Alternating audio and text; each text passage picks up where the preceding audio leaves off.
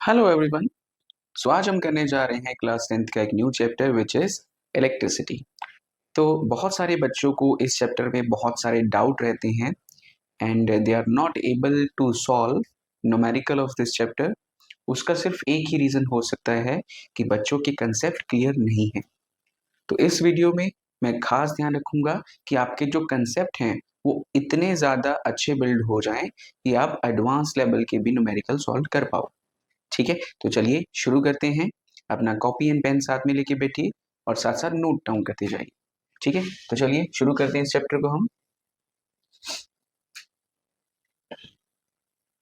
Okay, electricity chapter में हम current के बारे में पढ़ेंगे, पोटेंशियल के बारे में पढ़ेंगे, रेजिस्टेंस के बारे में पढ़ेंगे, रेजिस्टिविटी के बारे में पढ़ेंगे और उसके बाद कुछ इफेक्ट्स ऑफ करंट जैसे कि हीटिंग इफेक्ट ऑफ करंट के बारे में पढ़ेंगे और लास्ट में हम पढ़ेंगे पावर के बारे में, इलेक्ट्रिकल पावर। ठीक है, अच्छा, तो सबसे पहले हमें क्या पढ़ना होगा? चार्ज के बारे में पढ़ना होगा। आई नो कि अर्लियर क्लासेस में आपने चार्ज के बारे में थोड़ा सा पढ़ा है। Let us recall all these things. ठीक है, आपने 9th क्लास में पढ़ा था कि हमारे पास एक एटम होता है ना। एटम कहाँ से होता है? कोई भी मैटर है ना, तो मैटर के अंदर क्या होता है? एटम होता है। ठीक है, और एटम के अंदर क्या होते हैं? एक पॉजिटिव चार्ज होता है जो कि सेंटर में होता है, उसके अंदर होते हैं न्यूट्रॉन और साथ में प्रोटॉन। प्रोटॉन पॉजिटिव चार्ज है, न्यूट्रॉन चार्जलेस पार्टिकल है and electrons are revolving in the orbits. ठीक है, ऐसे ही पढ़ा था हमने। चलिए, हमें चाहिए चार्ज। अब चार्ज कहाँ से आया? ये जो पॉजिटिव एंड नेगेटिव चार्ज हैं यही तो है हमारे चार्ज। ठीक है, तो चार्ज कहाँ से ओरिजिनेट हुआ? एटम से। एटम कहाँ से आया? मैटर का एटम। ठीक है, एक बात और यहाँ पे मैं आपको बताना चाहता हूँ कि जो चार्ज होता है ना, it is always associate with mass. ये हमेशा मास के साथ होता है ना, कि जिस बॉडी का मास है और उसका चार्ज भी होगा ही होगा, है ना। तो it is always associate with mass. ठीक है, ओके। अब देखिए जरा, चार्जेस क्या होते हैं? These are the fundamental properties of matter that, क्या होता है उनमें? देखिए जरा, यहाँ पे पॉजिटिव चार्ज है और यहाँ पे इलेक्ट्रॉन्स हैं। ठीक है, यहाँ पे भी इलेक्ट्रॉन्स होंगे। ठीक है, एक बात तो ये होगी कि ये क्या है? फंडामेंटल पार्टिकल है या फंडामेंटल प्रॉपर्टीज ऑफ मैटर है। फंडामेंटल पार्टिकल भी अच्छे से बोल सकते हैं इसको। अच्छा, अब ये जो चार्ज है, यहाँ पे इलेक्ट्रॉन है, यहाँ पे प्रोटॉन है, इनके बीच में क्या होती है? इनके बीच में होती है फोर्स ऑफ अट्रैक्शन, है ना। और उस फोर्स को कहते हैं इलेक्ट्रोस्टैटिक फोर्स। ठीक है, ओके। तो इनके बीच में क्या होती है? इलेक्ट्रोस्टैटिक फोर्स ऑफ अट्रैक्शन और रिपल्शन। अब यहाँ पे रिपल्शन क्यों बोला गया, अभी थोड़ी देर के बाद उस चीज को हम समझेंगे। ठीक है, तो फिलहाल के लिए इस स्लाइड में हम क्या पढ़ रहे हैं? चार्जेस के बारे में, कि चार्जेस दो तरह के हैं, एक पॉजिटिव चार्ज, एक नेगेटिव चार्ज। कहाँ से ओरिजिनेट हुए? एटम से ओरिजिनेट हुए। ठीक है, ओके। अब चार्जेस की कुछ प्रॉपर्टीज हैं हमारे पास, बहुत important. First property is additive property of electric charge. अब ये एडिटिव प्रॉपर्टी क्या है? एग्जाम्पल से समझिए। आप घर पे फोन को चार्ज करते हैं, बिल्कुल करते हैं, है ना। लेट अस सपोज कि आपके फोन की बैटरी डाउन है, इट इज नाउ 10%। ठीक है, अब 10% है आपकी फोन की बैटरी। इसका मतलब क्या है? आपकी बैटरी के अंदर चार्ज कितने परसेंट है? 10% है। Is it okay? ओके, अब हम इसको चार्ज करना चाह रहे हैं, है ना। तो जब मैं इसको चार्जर के साथ कनेक्ट करूंगा तो चार्ज बाहर से इसके अंदर एंटर करने शुरू हो जाएंगे, ऐसे होगा। अब जरा एक बात बताइए, अगर आपके फोन की बैटरी 10% थी तो वो 10 के बाद 11 12 यहां से शुरू होगी या 0 से स्टार्ट होगी, है ना। तो इट इज ऑब्वियस कि वो 10 के बाद 11 12 13 ऐसे चलेगी, है ना। इसका मतलब क्या हुआ कि जो चार्ज ऑलरेडी हमारे पास था उसी में हम चार्ज को ऐड ऑन कर रहे हैं। Is it okay? तो यहाँ पे भी वही लिखा है कि जो चार्ज होते हैं उनको हम ऐड कर सकते हैं, है ना। मतलब कि यहाँ पे अगर किसी कंडक्टर के टोटल चार्ज की बात करें, है ना, तो उसका चार्ज किसके इक्वल होगा? Q1 plus Q2 plus Q3। मतलब चार्ज को ऐड कर सकते हैं किसी भी कंडक्टर में। ठीक है, चलिए नेक्स्ट आ जाइए। उसके बाद कंजर्वेशन ऑफ चार्ज। ये जो प्रॉपर्टी है ये भी आपने पढ़ रखी है 9th स्टैंडर्ड में, है ना। उसमें क्या पढ़ा था कि जो चार्ज होता है वो ना तो क्रिएट किया जा सकता है और ना ही डिस्ट्रॉय किया जा सकता है। ऐसे पढ़ा था, charges can neither be created nor be destroyed, it can be transform one body to another. ऐसे पढ़ा था। है ना। तो वही है ये प्रॉपर्टी, कंजर्वेशन ऑफ चार्ज, मतलब चार्ज को हम खत्म नहीं कर सकते, है ना। लेट अस सपोज एग्जांपल लेते हैं, हमारे पास यहाँ पे एक कंडक्टर का पीस है, ठीक है। मैं कह रहा हूं इसमें एटम है, एटम को तोड़ के इलेक्ट्रॉन्स को खत्म कर दो, ठीक है। तो सबसे पहले मैं क्या करूंगा, इस मैटर को तोड़ना शुरू करूंगा, छोटे छोटे पार्ट्स में डिवाइड कर लूंगा। जितना मर्जी छोटा पार्ट में इस कंडक्टर का कर लूं, तब भी मैं एटम तक पहुंच नहीं पाऊंगा, एटम तक तब भी नहीं पहुंच पाऊंगा, दिखेगा ही नहीं मुझे, है ना। ओके, अगर एटम तक नहीं पहुंच पाया तो इलेक्ट्रॉन तक का कैसे पहुंच पाऊंगा, है ना। तो इसका मतलब है कि मैटर की मैं फिजिकल प्रॉपर्टीज या उसकी लेंथ डायमेंशन उसको तो चेंज कर सकता हूँ, उसको तोड़ सकता हूँ, लेकिन उसके एटम्स को या उसके इलेक्ट्रॉन्स को उनको डिस्ट्रॉय नहीं कर सकता, ठीक है। ओके, नेक्स्ट आ जाइए, क्वांटाइजेशन ऑफ चार्ज, बहुत इंपॉर्टेंट प्रॉपर्टी है, ठीक है। अब ये क्वांटाइजेशन ऑफ चार्ज क्या है, देखिए हम कोई कंसिडर कर लेते हैं कि हमारे पास कोई भी एक कंडक्टर है, ठीक है। हमारे पास एक कंडक्टर है, ठीक है। कंडक्टर होता क्या है, कंडक्टर एक ऐसा मटेरियल होता है जो अलाउ करता है कि उसके बीच में से करंट पास हो सके, ठीक है, या हीट पास हो सके, ठीक है। ओके, अब देखिए, इस ये जो कंडक्टर है इसके अंदर क्या होंगे, एटम होंगे, एटम के अंदर क्या होंगे, इलेक्ट्रॉन होंगे, प्रोटॉन होंगे, है ना, उनको हम चार्जेस बोल सकते हैं, ठीक है। अब इसके अंदर जो चार्जेस होंगे, है ना, वो जो चार्जेस होंगे वो हमेशा किसके इक्वल होंगे, integer multiple of one charge, मतलब यहाँ पे जो चार्ज होंगे वो इंटीजर मल्टीपल में होंगे, जैसे एक चार्ज हो सकता है, दो चार्ज हो सकते हैं, तीन हो सकते हैं, 100 हो सकते हैं, 200, 300, 400, 500 ऐसे हो सकते हैं। लेकिन यहाँ पे सबसे खास बात, they can't be in fraction, वो फ्रैक्शन में नहीं हो सकते। फॉर एग्जाम्पल मैं बोलूं यहाँ पे 3/2 चार्ज है, ऐसा नहीं हो सकता। मैं बोलूं कि 2.5 चार्ज है वहां पे, ऐसा नहीं हो सकता, ठीक है। तो वो इंटीजर मल्टीपल की फॉर्म में होंगे, बहुत इंपॉर्टेंट प्रॉपर्टी है ये, न्यूमेरिकल में यूज होगा इसका, अपार्ट फ्रॉम दैट जब आप +2 क्लास में जाओगे, बहुत इंपॉर्टेंट रोल है इसका। चलिए उसके बाद यूनिट्स की बात करते हैं, ये जो चार्ज होते हैं, है ना, इलेक्ट्रिक चार्ज, इसको क्यू के साथ डिनोट करते हैं, है ना, और इसके यूनिट क्या होते हैं, कूलम, ठीक है। कूलम को सी के साथ डिनोट करते हैं, ठीक है। अब ये जो कूलम है यूनिट है, जैसे मास को हम केजी में मेजर करते हैं, लेंथ को मीटर में करते हैं, टाइम को सेकंड में करते हैं, इसी तरह से कूलम को, सॉरी, चार्ज को किस में करते हैं, कूलम में करते हैं, ठीक है। ओके, अब ये जो कूलम नाम है कहाँ से पड़ा, तो एक साइंटिस्ट हुआ करते थे, ठीक है, उनका नाम कूलम था, तो उसी के नाम पे हमारा जो यूनिट है चार्ज का वो हम कंसिडर कर रहे हैं, ठीक है। चलिए उसके बाद नेक्स्ट देखिए जरा,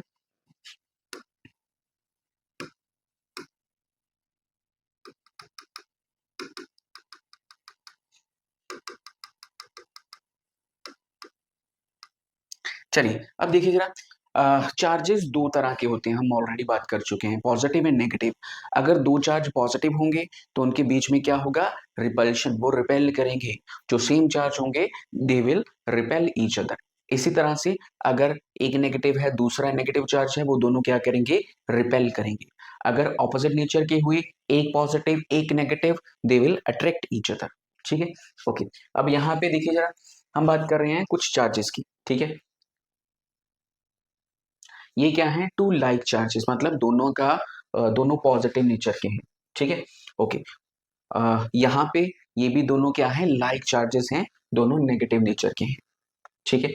ओके, अब देखिए अगर चार्ज का मैग्नीट्यूड इक्वल हो, कहने का क्या मतलब कि ये जो चार्ज है ये भी 1 कूलम का है, और ये वाला चार्ज, इस पे चार्ज कितना है, 1 कूलम का है, तो ये दोनों क्या हुए, इनका मैग्नीट्यूड भी इक्वल हुआ। मैग्नीट्यूड मतलब कि कूलम यूनिट हो गया, उससे पहले जो मेजरेबल क्वांटिटी है ना, नंबर स्पेसिफिकली, वो होता है मैग्नीट्यूड। चलिए उसके बाद अगर इनको वैक्यूम में प्लेस कर दिया जाए, है ना, तो इस तरह से हमने वैक्यूम में प्लेस कर दिया, और इनके बीच का जो डिस्टेंस है वो 1 मीटर हो, है ना, इन दोनों के बीच का डिस्टेंस क्या हो, 1 मीटर हो, है ना, तो इनके बीच में क्या होगा, फोर्स ऑफ अट्रैक्शन होगा या रिपल्शन होगा। पहले तो मैं यहाँ पे बता देता हूँ कि दोनों पॉजिटिव चार्ज हैं या दोनों नेगेटिव चार्ज हैं, है ना, तो वो क्या करेंगे, ऑब्वियसली रिपेल करेंगे एक दूसरे को। अब ये जो रिपल्शन होगी, है ना, repulsion is a kind of force, है ना। तो ये फोर्स किसके इक्वल होगी, ठीक है, ये दोनों एक दूसरे को रिपेल करेंगे, ठीक है। अब इनके बीच में जो फोर्स होगी वो फोर्स कितनी होगी, 9 इंटू 10⁹9 न्यूटन। अब ये वैल्यू कहाँ से आ गई, है ना। तो इसके ऊपर पूरा लॉ है विच इज कूलम्स लॉ, ठीक है। मैं थोड़ा सा आपको बता देता हूँ, आप +2 क्लास में उसको पढ़ोगे, ठीक है। तो अकॉर्डिंग टू कूलम, है ना, जो इलेक्ट्रोस्टैटिक फोर्स होती है बिटवीन टू चार्ज, है ना, वो किसके इक्वल होती है, के Q1 Q2 upon are square. अब यहाँ पे Q1 Q2 क्या है, आप इसको स्किप कर सकते हो इस पार्ट को, है ना, ये आपके लेवल का भी नहीं है, मैं सिर्फ ये वैल्यूज बता रहा हूँ।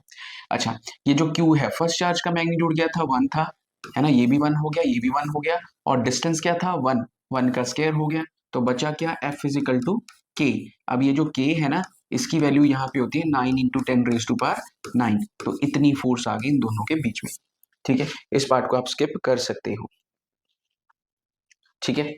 तो ईच चार्ज ये बता ही दिया कि 1 कूलम होगा, ठीक है। Okay, the charge of electron, अब हमने इलेक्ट्रॉन की बात करी थी ना, और प्रोटॉन की भी बात करी थी। तो इलेक्ट्रॉन के ऊपर जो चार्ज होता है वो कितना होता है, 1.6 इंटू 10⁻⁻19, है ना। हम कह रहे थे इलेक्ट्रॉन क्या है, चार्ज है, तो उसके ऊपर कितना चार्ज है, चार्ज तो है वो, लेकिन उसका क्या मैग्नीट्यूड होगा, तो ये होगा 1.6 इंटू 10⁻⁻19। अगर इलेक्ट्रॉन की जब जब बात करेंगे तो इसके आगे नेगेटिव साइन लगा देंगे, जब जब प्रोटॉन की बात करेंगे उसके आगे पॉजिटिव का साइन लगा देंगे, रेस्ट ऑल आर सेम, ठीक है, दोनों सेम रहेंगे, ये प्रोटॉन के लिए, इलेक्ट्रॉन के लिए नेगेटिव, ठीक है। ओके, अब द मैग्नीट्यूड ऑफ, अच्छा चलिए ये न्यूमेरिकल में आगे जाके करेंगे हम इसको, इस चीज को स्किप यहाँ पे कर सकते हैं, ठीक है, लेकिन छोड़ना नहीं है, इंपॉर्टेंट है, अभी करवाऊंगा थोड़ी देर में आपको। ओके, अब उसके बाद बात करते हैं फ्री इलेक्ट्रॉन्स की, है ना। ये जो फ्री इलेक्ट्रॉन्स है ये क्या आ गई, नई चीज पढ़ ली हमने, इलेक्ट्रॉन्स के बारे में पढ़ा था, अब ये फ्री इलेक्ट्रॉन्स क्या है, ठीक है। तो चलिए देखिए फ्री इलेक्ट्रॉन्स क्या है, देखिए ये कोई न्यूक्लियस है हमारे पास किसी भी एटम के अंदर, है ना। तो इसमें क्या होगा, इसमें होगा एक प्रोटॉन पॉजिटिव चार्ज, और एक होगा न्यूट्रॉन चार्जलेस पार्टिकल, और ये होंगे इसके ऑर्बिट, और ऑर्बिट में क्या होता है, इलेक्ट्रॉन्स रिवॉल्व करते हैं, कैसे करते हैं, कुछ इस तरह से करते हैं। Is it okay, okay. अब नेक्स्ट चीज हमने बात करी थी कि प्रोटॉन एंड इलेक्ट्रॉन के बीच में क्या होती है, इलेक्ट्रोस्टैटिक फोर्स। अब दोनों ऑपोजिट नेचर के हैं, तो कौन सी फोर्स होगी, अट्रैक्शन की फोर्स होगी, ठीक है, ओके। और उस अट्रैक्शन वाली फोर्स को क्या बोलेंगे, इलेक्ट्रोस्टैटिक फोर्स ऑफ अट्रैक्शन, ठीक है, ओके। अब यहाँ पे एक खास बात, अगर नॉन मेटल्स की बात करें ना, तो नॉन मेटल्स के जो आउटर मोस्ट शेल है, मतलब सबसे जो लास्ट वाला शेल है, ठीक है, उसमें ज्यादा इलेक्ट्रॉन्स होते हैं, ज्यादा कितने होते हैं, स्पेसिफिकली ये 5, 6 और 7 हो सकते हैं, ठीक है, इतने ही होते हैं, 5, 6 या 7, ओके। तो इसका मतलब ये हुआ कि यहाँ पे जितने ज्यादा इलेक्ट्रॉन होंगे उन दोनों के, सॉरी, उन सभी के बीच में क्या होगी, फोर्स ऑफ अट्रैक्शन होगी, ऐसे आउटर मोस्ट शेल के साथ, है ना। अगर ऐसा ना होता तो, इलेक्ट्रॉन कम हो तो, चलिए वो भी बात करते हैं। तो नॉन मेटल के केस में आउटर मोस्ट शेल में ज्यादा इलेक्ट्रॉन है और वो न्यूक्लियस के साथ बंधे हुए हैं, तो उनके बीच में फोर्स ऑफ अट्रैक्शन ज्यादा हुई, ठीक है, क्लियर ये बात, ओके। अगर बात करें हम मेटल्स की, ठीक है, मेटल के केस में, क्या मेटल के केस में भी उतने इलेक्ट्रॉन्स होते हैं, नहीं, ठीक है। तो मेटल के केस में जो इलेक्ट्रॉन्स होते हैं वो होते हैं 1, 2, 3, है ना। तो अगर 1, 2, 3 कम इलेक्ट्रॉन है तो फोर्स ऑफ अट्रैक्शन ऑब्वियसली कम होगी, कहाँ 5 या 6 या 7, है ना, जाने मिलके फोर्स लगा रहे थे, यहाँ 1 या 2 या 3 मिलके लगा रहे हैं, तो obviously that force will be greater, ठीक है। तो यहाँ पे फोर्स क्या होगी, कम हो, कौन सी force, electrostatic force of attraction, ठीक है, ओके। तो अगर फोर्स कम होगी तो क्या होगा, दे आर लाइटली बाउंड, ठीक है, वो लाइटली बाउंड होंगे, ठीक है। चलिए नेक्स्ट देखिए उसके बाद, ओके। अब अगर वो लाइटली बाउंड हैं तो उनमें से इलेक्ट्रॉन बाहर निकल के जा सकता है, कब, जब उनको कुछ एनर्जी मिल जाए, ठीक है, उनको कुछ एनर्जी मिल जाए, ऐसे निकल के बाहर जा सकता है, ठीक है। तो उसी निकले हुए इलेक्ट्रॉन्स को हम क्या बोलेंगे, फ्री इलेक्ट्रॉन्स, ठीक है। आउटर मोस्ट शेल में, मैं रिपीट कर रहा हूं, आउटर मोस्ट शेल में जो लूजली बाउंड इलेक्ट्रॉन्स होते हैं, ठीक है, ज्यादातर मेटल्स में, ठीक है, वो क्या करते हैं, वो वहां से निकल जाते हैं बाहर, and they are called free electrons. ठीक है, ओके। चलिए नेक्स्ट देखिए इसके बाद।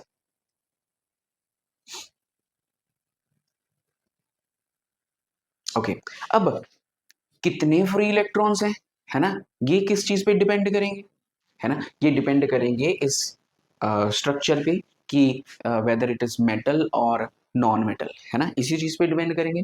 ओके, अब देखिए जरा, हम सब्सटेंसेस को तीन कैटेगरी में डिवाइड कर सकते हैं।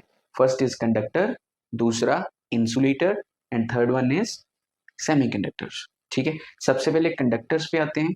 अब कंडक्टर के साथ हमने डील करना है ना, तो ये काफी इंपॉर्टेंट हो जाएगा हमारे लिए। ठीक है, तो कंडक्टर ऐसे मटेरियल्स होते हैं जो इलेक्ट्रिसिटी को कंडक्ट कर सकते हैं बहुत ही अच्छे तरीके से। ठीक है, अब कंडक्टर्स के अंदर क्या होते हैं, large number of charge carriers, क्या होते हैं, large number of charge carriers, बहुत ज्यादा चार्ज कैरियर्स होते हैं। कौन से चार्ज कैरियर्स, फ्री इलेक्ट्रॉन्स। ठीक है, फ्री इलेक्ट्रॉन्स होते हैं। इंसुलेटर के केस में ये जो फ्री चार्ज कैरियर्स हैं या फ्री इलेक्ट्रॉन्स हैं, ये कम होते हैं। ठीक है, प्रैक्टिकली नो फ्री इलेक्ट्रॉन्स होते ही नहीं है, कम ही होते हैं। ठीक है, हम मान सकते हैं कि नहीं है, या अगर हैं तो बहुत ही थोड़े होंगे। ठीक है, ओके। अगर सेमीकंडक्टर्स की बात करें, तो सेमीकंडक्टर के अंदर फ्री इलेक्ट्रॉन्स रूम टेम्परेचर पे नहीं होते, लेकिन हम उसको डेवलप कर सकते हैं कुछ खास कंडीशन में।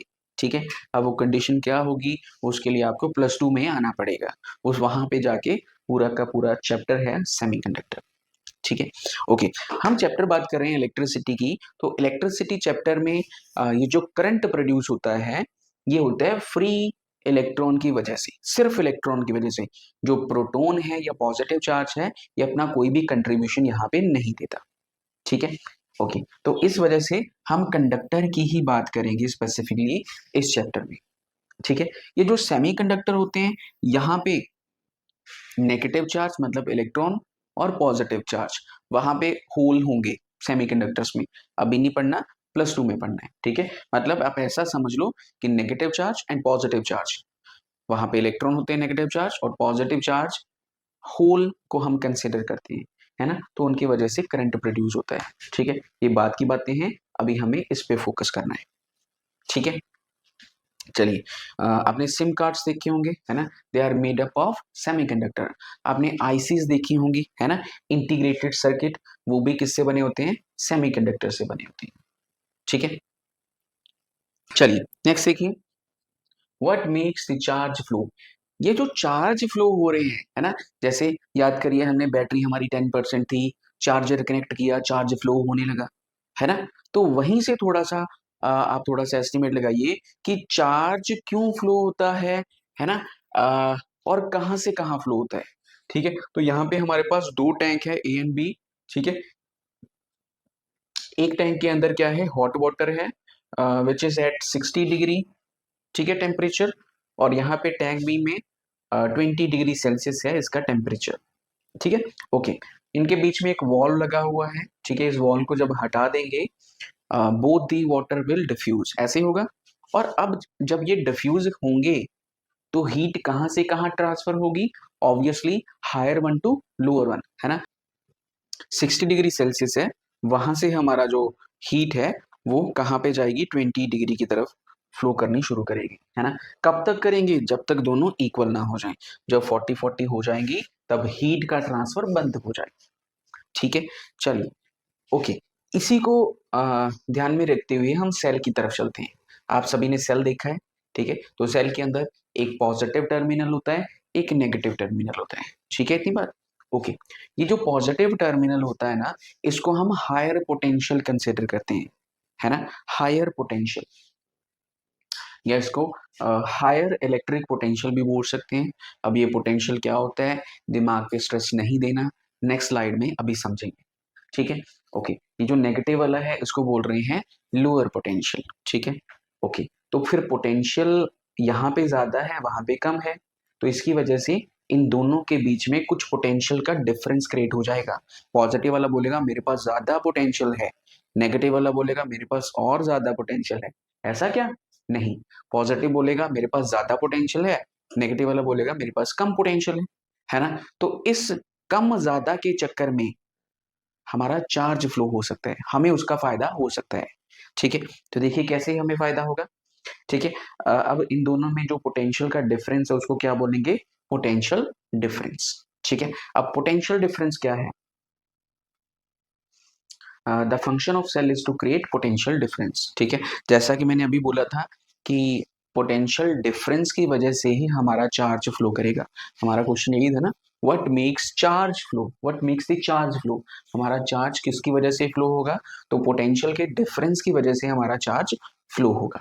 ठीक है, अगर दोनों तरफ पोटेंशियल सेम होगा, मतलब इस साइड भी पॉजिटिव उस साइड भी पॉजिटिव, तब हमारा चार्ज फ्लो नहीं करेगा। ठीक है, कैसे करेगा वो अभी देखेंगे सारा।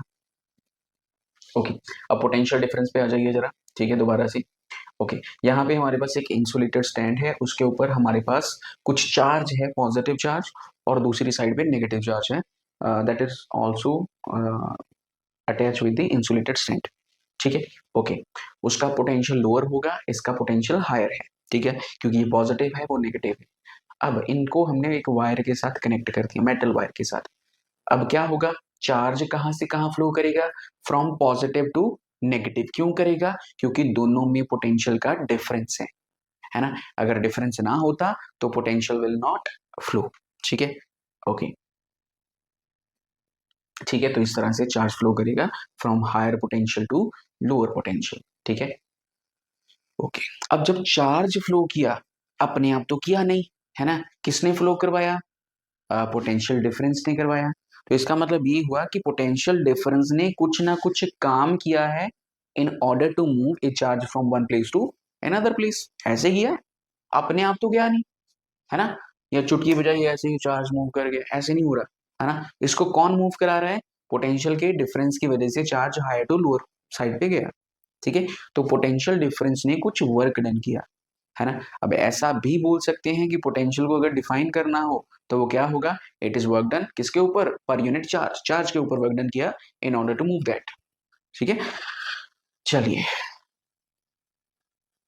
तो देखिए पोटेंशियल डिफरेंस की डेफिनेशन देख लीजिए। The electric potential difference between two point in an electric circuit is defined as the amount of work done in moving a unit positive charge from one place to another. ठीक है, simple, वही जो हमने अभी बोला।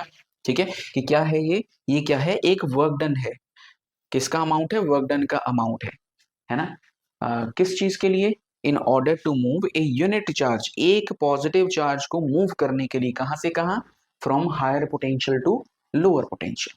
ठीक है, चलिए, यूनिट क्या होते हैं पोटेंशियल डिफरेंस के?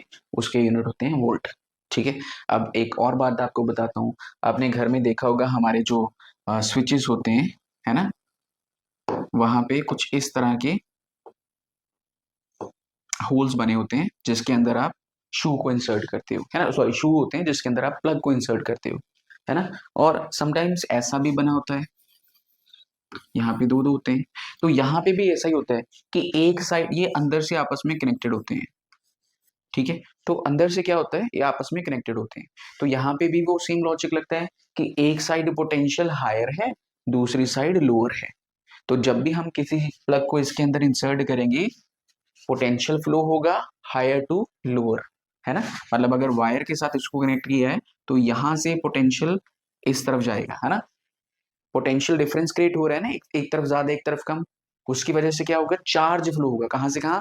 From higher side to lower side, higher potential to lower potential. ठीक है, आपने कभी नोटिस किया कि आपके पास अगर वायर है, आपने एक वायर को यहाँ पे अटैच कर दिया, इंस्टेड ऑफ दिस साइड आपने दूसरी वायर को यहाँ पे अटैच कर दिया, तो क्या आपका जो भी आप जिस चीज को चलाना चाह रहे हैं, whether it is A bulb, TV, what ever it is, है ना, क्या वो वर्क करेगी?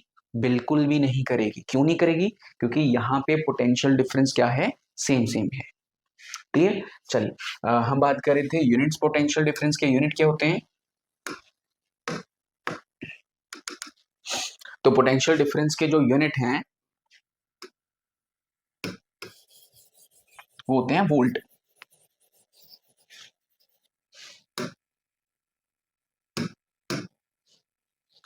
ठीक है, तो पोटेंशियल डिफरेंस के यूनिट क्या है, वोल्ट है इसके यूनिट्स। ठीक है, चलिए उसके बाद देखिए जरा, volt is the unit for measuring potential difference.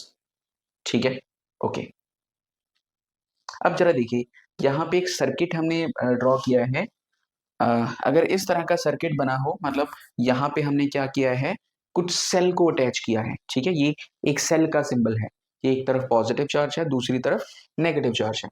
Okay, तो मतलब यहाँ पे हमने क्या सप्लाई किया है, पोटेंशियल डिफरेंस प्रोवाइड किया है ना। अब उस पोटेंशियल डिफरेंस की वजह से क्या होने वाला है, देखिए जरा, चार्ज फ्लो होने वाला है। कहां से कहां, from higher potential to lower potential, ऐसे ही होगा, है ना, चार्ज इस तरफ से फ्लो होगा। ठीक है, अब उस चार्ज को मूव किसने करवाया, इस पोटेंशियल डिफरेंस ने करवाया, है ना। तो फिर वर्क डन कौन कर रहा है, ये कर रहा है, किसके ऊपर कर रहा है, इस चार्ज के ऊपर कर रहा है ना। तो फिर इसको हम डिफाइन कर सकते हैं कि जो पोटेंशियल है वो क्या है, it is work done per unit charge. ठीक है, क्यू हमारा चार्ज होता है, तो क्या बना, it is work done per unit charge. इसके यूनिट, वी के यूनिट क्या होते हैं, वोल्ट होते हैं, इक्वल टू का साइन, ये जो हमारा वर्क डन है इसके जाउल, और क्यू, क्यू चार्ज था उसके क्या होते हैं, कूलम। ठीक है, तो ये बन गया हमारा यूनिट। ठीक है, तो अगर ऐसा डिफाइन करना हो कि 1 वोल्ट, है ना, 1 वोल्ट क्या है, हम ऐसा बोलेंगे कि अगर 1 जूल का वर्क डन किया जाए in order to move 1 coulomb of charge. दोबारा से सुनो मैं क्या कह रहा हूं, अगर 1 जूल का वर्क डन किया in order to move 1 coulomb of charge from one place to another, then it is said to be 1 volt. ठीक है, तो डेफिनेशन यहाँ पे लिखी हुई है, आप रीड कर सकते हो इसको। ठीक है, तो 1 volt is equal to 1 joule per coulomb.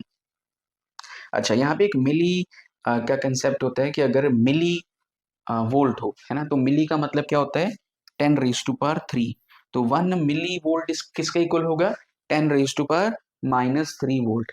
1 kilo volt, kilo volt, kilo मतलब 10⁻³ 10⁻³ वोल्ट। अगर मेगा हो तो कैपिटल एम के साथ डिनोट करेंगे, और वो किसके इक्वल होगा, 10⁻6 वोल्ट। चलिए अब देखिए, यहाँ पे बहुत सारी लाइटनिंग हो रही है ना। ओके, जब लाइटनिंग होती है ना, लाइटनिंग होने का भी एक रीजन होता है, जैसे क्लाउड्स होते हैं, ठीक है, जब वो आपस में रब करते हैं, है ना, मतलब एक दूसरे के साथ फ्रिक्शन के हेल्प से जाते हैं, तो उनमें चार्ज इंड्यूस हो जाता है। अब यहाँ पे चार्ज बहुत ज्यादा इंड्यूस्ड हो चुका है, चार्ज बन चुका है ना। तो यहाँ पे जो चार्ज होता है वो क्या होता है, स्टैटिक चार्ज। स्टैटिक चार्ज क्या है, ऐसा चार्ज जो रेस्ट पे है ना, वो जो चार्ज जो रेस्ट पे है उनको स्टैटिक चार्ज बोलते हैं, जो मूव नहीं कर सकते, ऐसा बोल सकते हैं। ओके, और अब जो क्लाउड्स हैं उनके पास पोटेंशियल क्या है, हायर। ठीक है, अब पोटेंशियल तो मूव करता है from higher side to lower side, तो लोअर साइड यहाँ पे क्या होगी, सबसे लोअर साइड है अर्थ। अर्थ के पास पोटेंशियल कितना होता है, 0। आप देखते हो ना कि घर में अर्थिंग करा रहे हैं, तो अर्थिंग की वायर अर्थ में डाल रहे होते हैं, क्यों, क्योंकि जो एक्स्ट्रा चार्ज है वो फ्लो कर जाए अर्थ में, है ना, और अर्थ का पोटेंशियल 0 होता है, चार्ज डाल ही जाओ तब भी 0 ही रहेगा। ठीक है, तो ऊपर से चार्ज यहाँ पे आने की कोशिश करता है, ठीक है, higher potential to lower potential, तो जो बीच में आएगा उसके ऊपर लाइटनिंग, ठीक है, गिर जाएगी। सिंपल सी बात है। ओके, देखिए, चार्ज के बारे में हम पढ़ चुके हैं, ठीक है, उसके बाद पोटेंशियल डिफरेंस के बारे में पढ़ चुके हैं, ठीक है। अब हम आते हैं करंट पे। ठीक है, चलिए अब देखिए जरा करंट क्या होता है। देखिए, पहली बात तो ये कि करंट तभी प्रोड्यूस होगा जब चार्ज फ्लो करेंगे। कौन से चार्ज फ्लो करेंगे, इलेक्ट्रॉन्स फ्लो करेंगे। तो जब चार्ज फ्लो करेंगे उसके ऑपोजिट साइड पे कौन फ्लो करेगा, करंट फ्लो करेगा। ठीक है, तो देखिए जरा डेफिनेशन क्या है इलेक्ट्रिक करंट की। तो सबसे पहले सबसे simple definition, it is flow of electron in a conductor. एक कंडक्टर में जब इलेक्ट्रॉन फ्लो करेंगे तो वहां पे क्या प्रोड्यूस होगा, करंट प्रोड्यूस होगा। ठीक है, ओके, एक और डेफिनेशन देखिए, the electric current is the amount of charge flowing through a particular cross sectional area per unit time। ठीक है, फॉर एग्जाम्पल यहाँ पे हमारे पास एक कंडक्टर है और ये इसका क्रॉस सेक्शनल एरिया है, मतलब कुछ भी एरिया है इसका, ठीक है। अब यहां से कितने इलेक्ट्रॉन फ्लो करके आगे निकलते हैं 1 सेकंड में, पर यूनिट टाइम लिखे हैं ना, 1 सेकंड में कितने इलेक्ट्रॉन यहां से निकल के जाते हैं, वो होगा हमारा करंट, ठीक है। अब फॉर्मूला देख लीजिए इसका क्या होगा।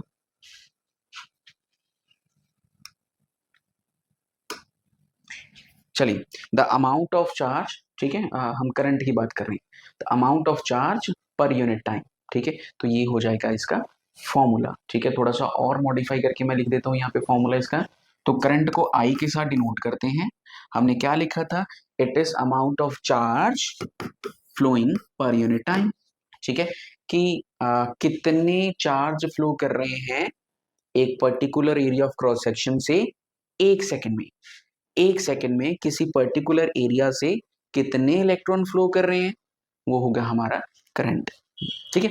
ओके, अब देखिए जरा, flow of current in a wire, ठीक है। तो हमारे पास एक वायर है, वायर मतलब एक कंडक्टर है ना, कंडक्टर कंसिडर कर सकते हैं। अब कंडक्टर के अंदर क्या होते हैं, फ्री इलेक्ट्रॉन्स, क्या होते हैं, फ्री इलेक्ट्रॉन्स, ओके। अब ये जो फ्री इलेक्ट्रॉन्स होते हैं ना, इनके तरफ जरा देखिए कैसे ये उछल कूद कर रहे हैं, मतलब कि they are in random motion, कोई इस तरफ जा रहा है, कोई इस तरफ जा रहा है, कोई ऊपर नीचे ऐसे जा रहा है ना। तो यहाँ पे अगर मैं इनकी नेट वेलोसिटी की बात करूँ ना, या एवरेज वेलोसिटी की बात करूं, ठीक है, तो वो क्या होगी इनकी 0, ठीक है। और इनकी कोई डायरेक्शन है, इनकी डायरेक्शन भी नहीं होगी कोई भी फ्लो करने की, ठीक है। रेंडमली मूव कर रहे हैं किसी भी डायरेक्शन में, ठीक है, तो इनकी डायरेक्शन नहीं होगी। अब वेलोसिटी 0 कैसे होगी, देखिए जरा, हमने दो चार्जेस को कंसिडर कर लिया, फ्री इलेक्ट्रॉन्स को कंसिडर कर लिया। अब एक जा रहा है इस डायरेक्शन में विद 5 मीटर पर सेकेंड, ऐसा सपोज कर लेते हैं, एक इस तरफ जा रहा है, तो दोनों की नेट वेलोसिटी क्या हुई, 0, 0। अगर एक ऊपर की तरफ जा रहा है, एक नीचे की तरफ विद वेलोसिटी ऑफ 4 4, वो भी कैंसिल आउट कर देंगे, मतलब टोटल 0 हो जाएगा, ओके। अगर एक इस डायरेक्शन में है, ठीक है, और सॉरी, एक इस डायरेक्शन में है, एक इस डायरेक्शन में, तब भी उनका जो टोटल होगा वो क्या होगा, 0 होगा, ठीक है, ओके। अब यहाँ पे एक और बात, ये जो कंडक्टर हमने कंसिडर किया ना, जिसके अंदर फ्री इलेक्ट्रॉन्स मूव कर रहे हैं, ऐसा जरूरी नहीं है कि इसके अंदर ये जो चार्ज कैरियर्स हैं यही होंगे ना, इसके अंदर एटम्स भी होंगे और साथ ही साथ पॉजिटिव चार्ज भी होंगे, है ना, एटम्स भी होंगे, पॉजिटिव चार्ज भी होंगे। उनकी वजह से करंट नहीं बन रहा था, that's why we are not considering in this diagram, ठीक है। आगे जाके जब उनकी जरूरत पड़ेगी we can add on in this diagram, ठीक है, ओके। अब देखिए जरा, यही वाला कंडक्टर था जिसमें इलेक्ट्रॉन्स का मोशन क्या था, रैंडम था, है ना, मतलब एक इस तरफ जा रहा था, एक इस तरफ जा रहा था। मैंने क्या किया, उसको किसी सेल के साथ अटैच कर दिया, मतलब मैंने कुछ पोटेंशियल सप्लाई किया, क्यों किया, ताकि पोटेंशियल डिफरेंस क्रिएट हो जाए, है ना। अब यहाँ पे पोटेंशियल डिफरेंस क्रिएट हो चुका है। अब उस पोटेंशियल डिफरेंस क्रिएट होने का हमें क्या फायदा होगा, देखिए ना, अगर ये पॉजिटिव टर्मिनल है तो यहाँ पे भी जो टर्मिनल होगा, है ना, वो एक्ट करेगा एज ए पॉजिटिव, और यहाँ पे नेगेटिव। अब ये जो चार्ज है ना, हम बात कर रहे थे कि ये क्या है, ये है फ्री इलेक्ट्रॉन्स, इलेक्ट्रॉन्स मतलब कि नेगेटिव चार्ज, और यहाँ पे पॉजिटिव है, तो चार्जेस मूव करने की कोशिश करेंगे from negative side to positive side, ऐसा बोलेंगे, है ना, या ऐसा नहीं बोलते, चलो, तो इलेक्ट्रॉन्स मूव करने की कोशिश करेंगे यहाँ से पॉजिटिव की तरफ, ठीक है, कैसे देखिए जरा, तो इलेक्ट्रॉन्स कुछ इस तरह से मूव करने की कोशिश करेंगे, ठीक है। अब ये जो चार्ज है, ठीक है, ये मूव कर रहे हैं इस सर्किट में, और उससे क्या प्रोड्यूस होगा, उससे प्रोड्यूस होगा करंट, ठीक है, क्या प्रोड्यूस होगा, करंट प्रोड्यूस होगा।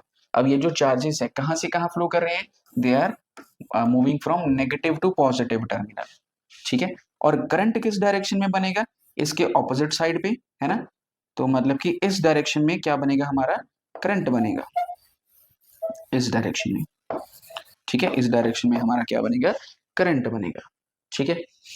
The electron move with certain average drift velocity, है ना, एवरेज वेलोसिटी बोल सकते हैं, ड्रिफ्ट वेलोसिटी। ड्रिफ्ट वेलोसिटी क्या है, it is average velocity with which electron get drifted towards positive terminal of the battery और cell, ठीक है, ओके। हम कह रहे थे कि जो इलेक्ट्रॉन्स है वो कहां से कहां फ्लो कर रही है, from negative terminal to positive terminal, और जो करंट होता है वो इलेक्ट्रॉन के फ्रिक्शन की वजह से प्रोड्यूस हो रहा है। तो अगर इलेक्ट्रॉन इस डायरेक्शन में जाएंगे, करंट किस डायरेक्शन में जाएगा, ऑपोजिट डायरेक्शन। ठीक है, तो यहाँ पे जो हमारा करंट है वो फ्लो करेगा फ्रॉम पॉजिटिव टू नेगेटिव। ठीक है, वो मूव करेगा फ्रॉम पॉजिटिव टू नेगेटिव, मतलब यहां से यहां, ये जो ये देखिए यहां से यहां फ्लो करेगा। ठीक है, इतनी बात क्लियर। चलिए अब बात करते हैं यूनिट्स कि ये जो करंट है इसको किस में मेजर करते हैं, इसके यूनिट्स क्या हैं। तो इसके यूनिट्स हैं एम्पियर। ठीक है, इलेक्ट्रिक करंट को आई के साथ डिनोट करते हैं और इसके यूनिट्स क्या है, एम्पियर। ठीक है, ओके नेक्स्ट देखिए उसके बाद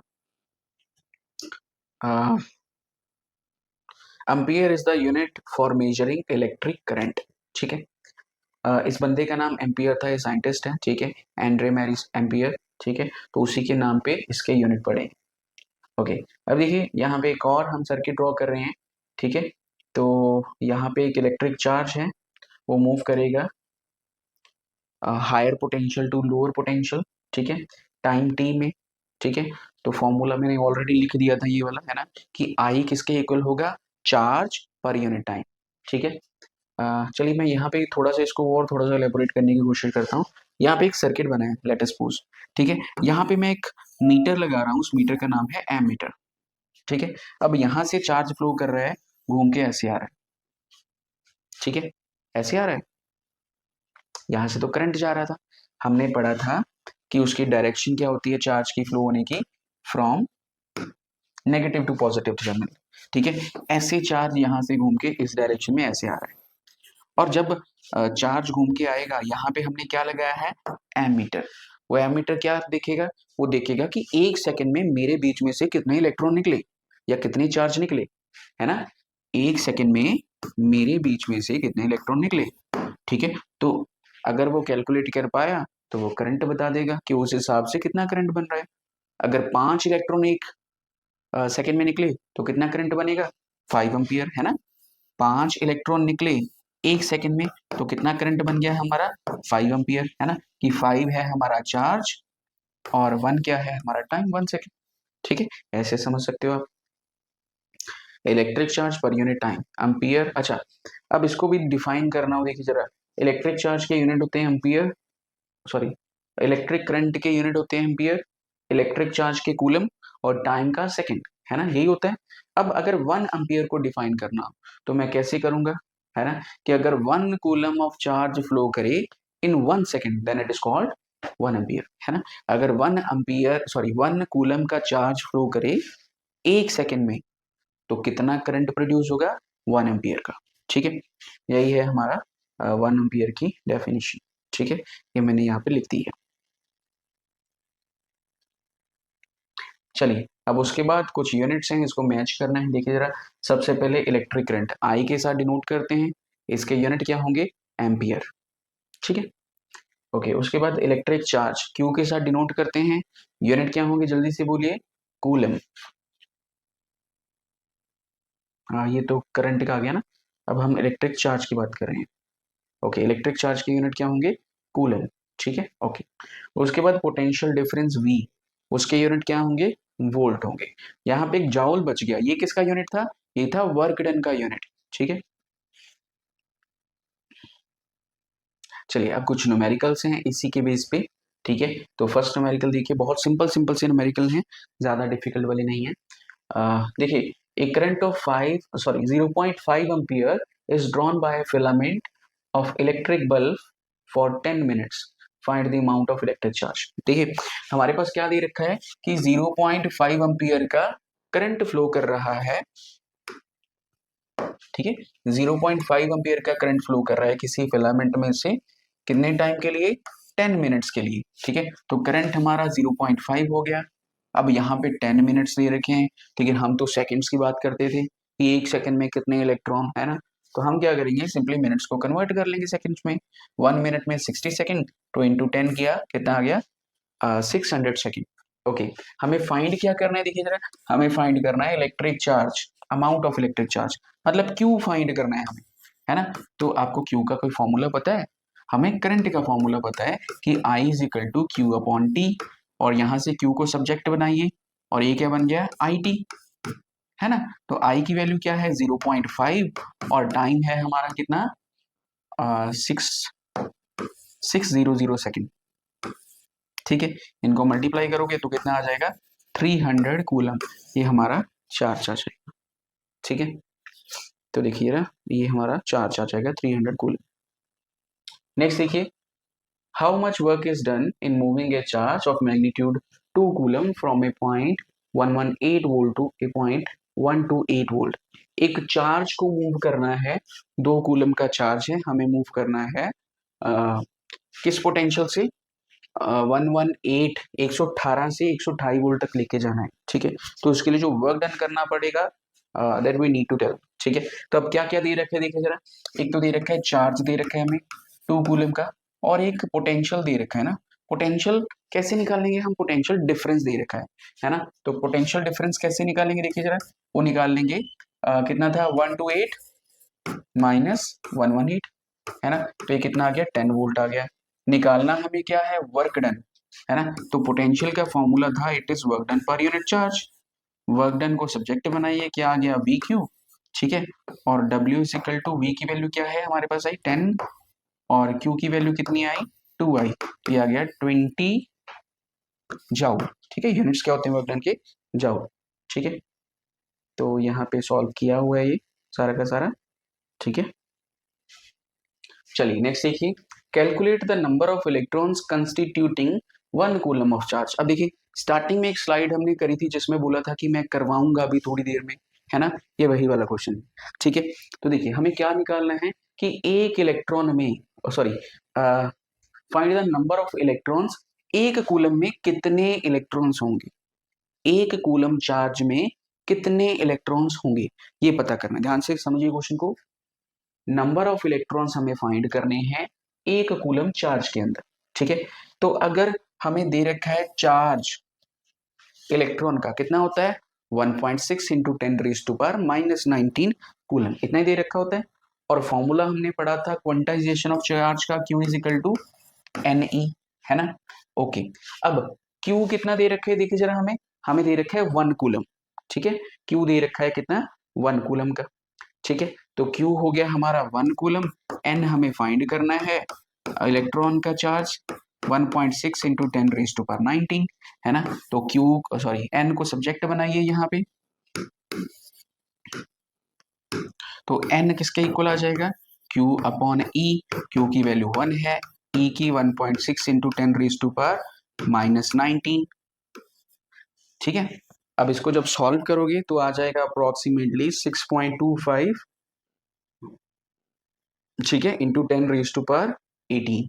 ठीक है, इतने नंबर ऑफ इलेक्ट्रॉन्स होंगे 1 कूलम ऑफ चार्ज में। ठीक है, चलिए उसके बाद एक और न्यूमेरिकल देखिए, how much work is done in moving a charge of magnitude 2 coulomb across 2 potential. Potential difference direct दे रखा है हमें, तो पोटेंशियल डिफरेंस का फॉर्मूला क्या होता है V is equal to W upon Q, है ना। हमें निकालना क्या है वर्क डन ही निकालना है, तो ये आ जाएगा VQ।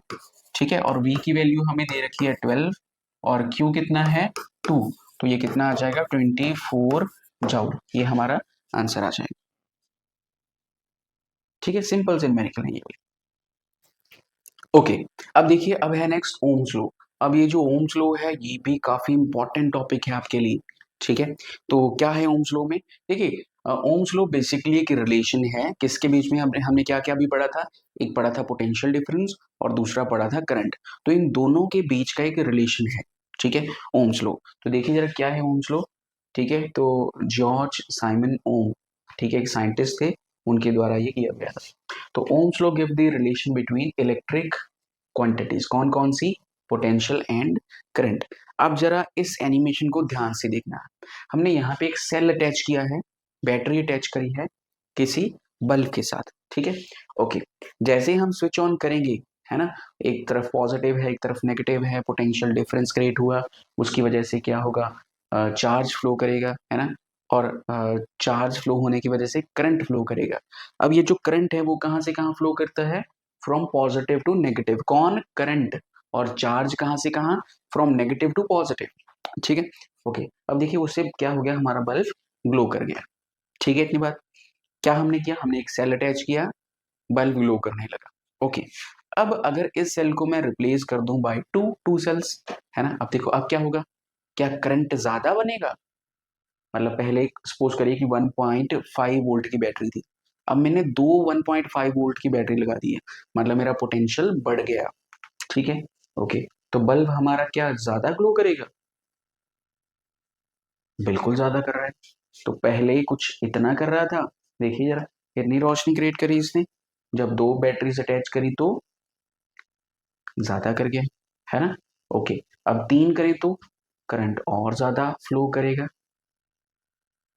ठीक है, देखिए कितनी रोशनी होगी वहां पे। तो इसका मतलब ये हुआ कि जैसे जैसे हम पोटेंशियल डिफरेंस बढ़ाते जा रहे हैं, उतना ही ज्यादा करंट फ्लो कर रहा है सर्किट में, है ना, और जिससे क्या हो रहा है, बल्ब ज्यादा ग्लो कर रहा है, ठीक है। तो यही रिलेशन दिया था ओम्स लॉ ने, ठीक है। क्या स्टेट करते हैं देखिए जरा, it states that the current flowing through a metallic conductor is directly proportional to potential difference, ठीक है। अब यहाँ पे एक खास बात भी है, provided its temperature remain constant, temperature change ना होने पर, ठीक है। क्या कहते हैं कि जो करंट है ना, वो किसके प्रोपोर्शनल है, पोटेंशियल डिफरेंस के। पोटेंशियल डिफरेंस को हमने v के साथ डिनोट कर दिया, then v is directly proportional to i, ठीक है। और यहाँ पे v के साथ एक साइन ऑफ प्रोपोर्शनैलिटी है, जब जब इस साइन को हटाएंगे, ठीक है। चलिए पहले एक और चीज समझिए यहाँ से, तो इसका मतलब क्या है यहाँ पे,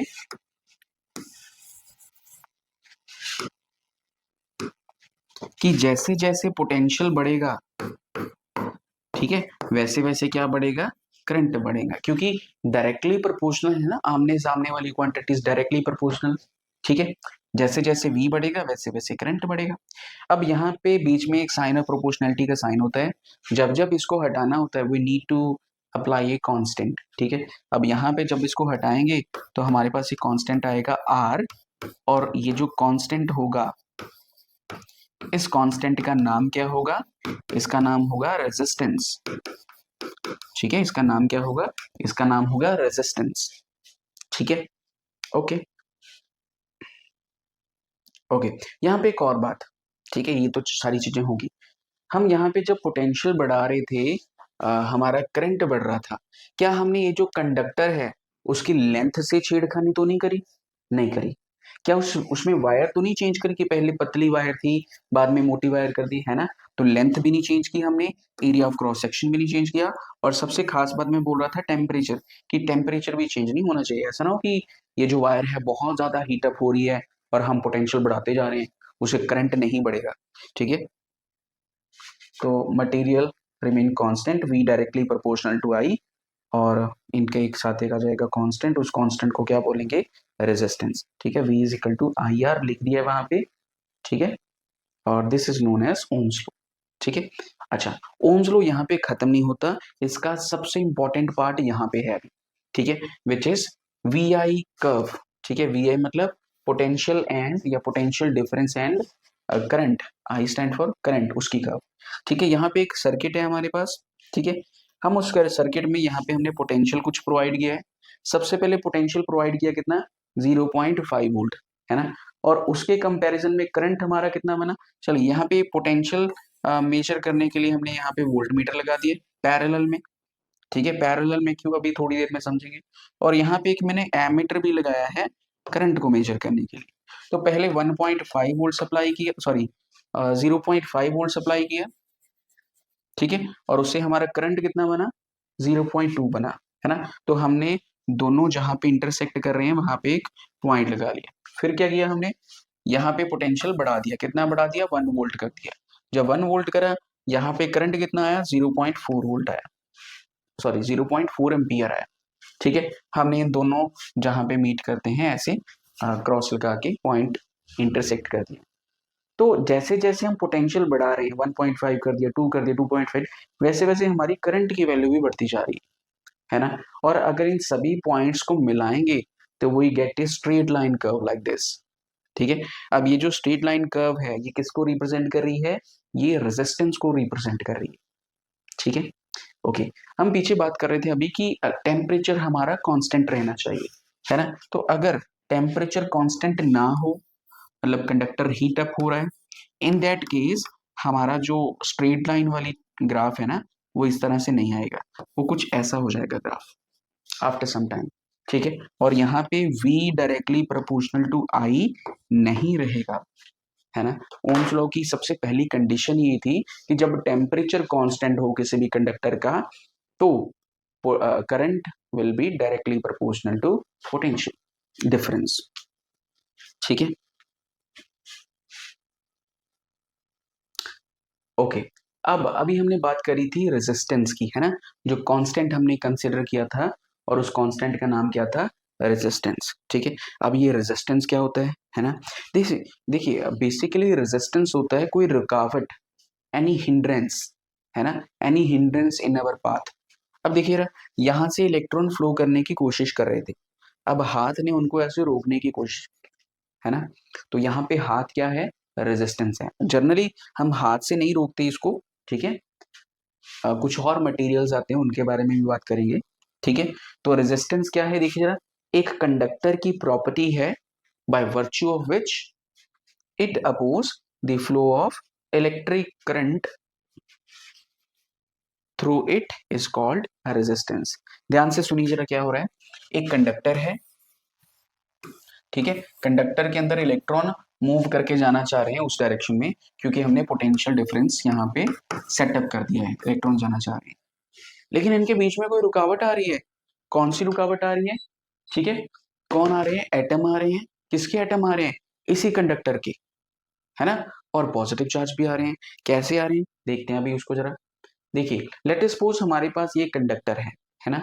अब देखिए मैंने एक और यहाँ पे चीज बना दी है ब्लू कलर से इंडिकेट करके, वो ब्लू चीज क्या है, वो हो सकते हैं एटम्स और ions of same conductor.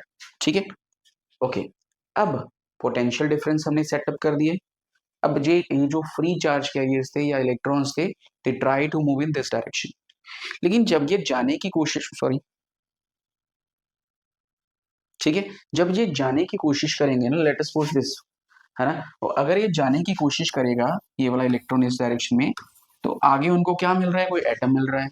Electron तेजी से आएगा, यहाँ पे एटम है, उसके साथ टकराएगा, है ना, और जो एटम है वो उसको क्या करेगा, एब्जॉर्ब कर लेगा, है ना। लेकिन वो उसको संभाल नहीं पाएगा, थोड़ी देर के बाद, कुछ एक सेकंड के बाद या नैनो सेकंड के बाद उसको छोड़ देगा, इलेक्ट्रॉन फिर से निकल जाएगा, आगे जाके फिर से किसी से टकराएगा, फिर से एब्जॉर्ब हो जाएगा, फिर से छूट जाएगा, है ना। तो ये प्रोसेस बार बार हो रहा है। लेकिन इस प्रोसेस से रेजिस्टेंस कैसे बढ़ा, रुकावट कैसे होगी। देखिए स्टार्टिंग में इलेक्ट्रॉन ऐसे आ रहा था, लेट अस सपोज कि यहाँ पे एक एमीटर लगा हुआ है, तो जैसे ही इलेक्ट्रॉन यहाँ से मूव कर रहा था, that could be measure with ammeter, है ना। एमीटर उसको मेजर कर सकता है कि एक सेकंड में कितने इलेक्ट्रॉन यहाँ से निकले। अब अगर वो जो इलेक्ट्रॉन आ रहा है वो कभी यहाँ पे टकरा रहा है, कभी यहाँ पे टकरा रहा है, तो क्या उसकी वेलोसिटी सेम रहेगी कि ऐसे ही आया मूव करके चला गया, नो, उसकी वेलोसिटी कम हो जाएगी, है ना।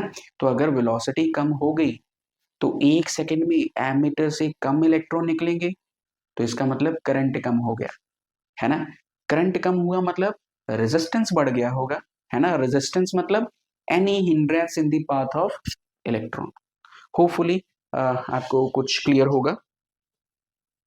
Okay, apart from that we have an external resistance. ठीक है, मतलब एक डिवाइस होता है जिसको हम कहते हैं रेजिस्टर, है ना, कुछ इस तरह का होता है, इलेक्ट्रिकल कंपोनेंट्स में लगा होता है। ठीक है, इसकी स्पेशलिटी होती है कि ये हम खुद यूज करते हैं सर्किट में रेजिस्टेंस बढ़ाने के लिए।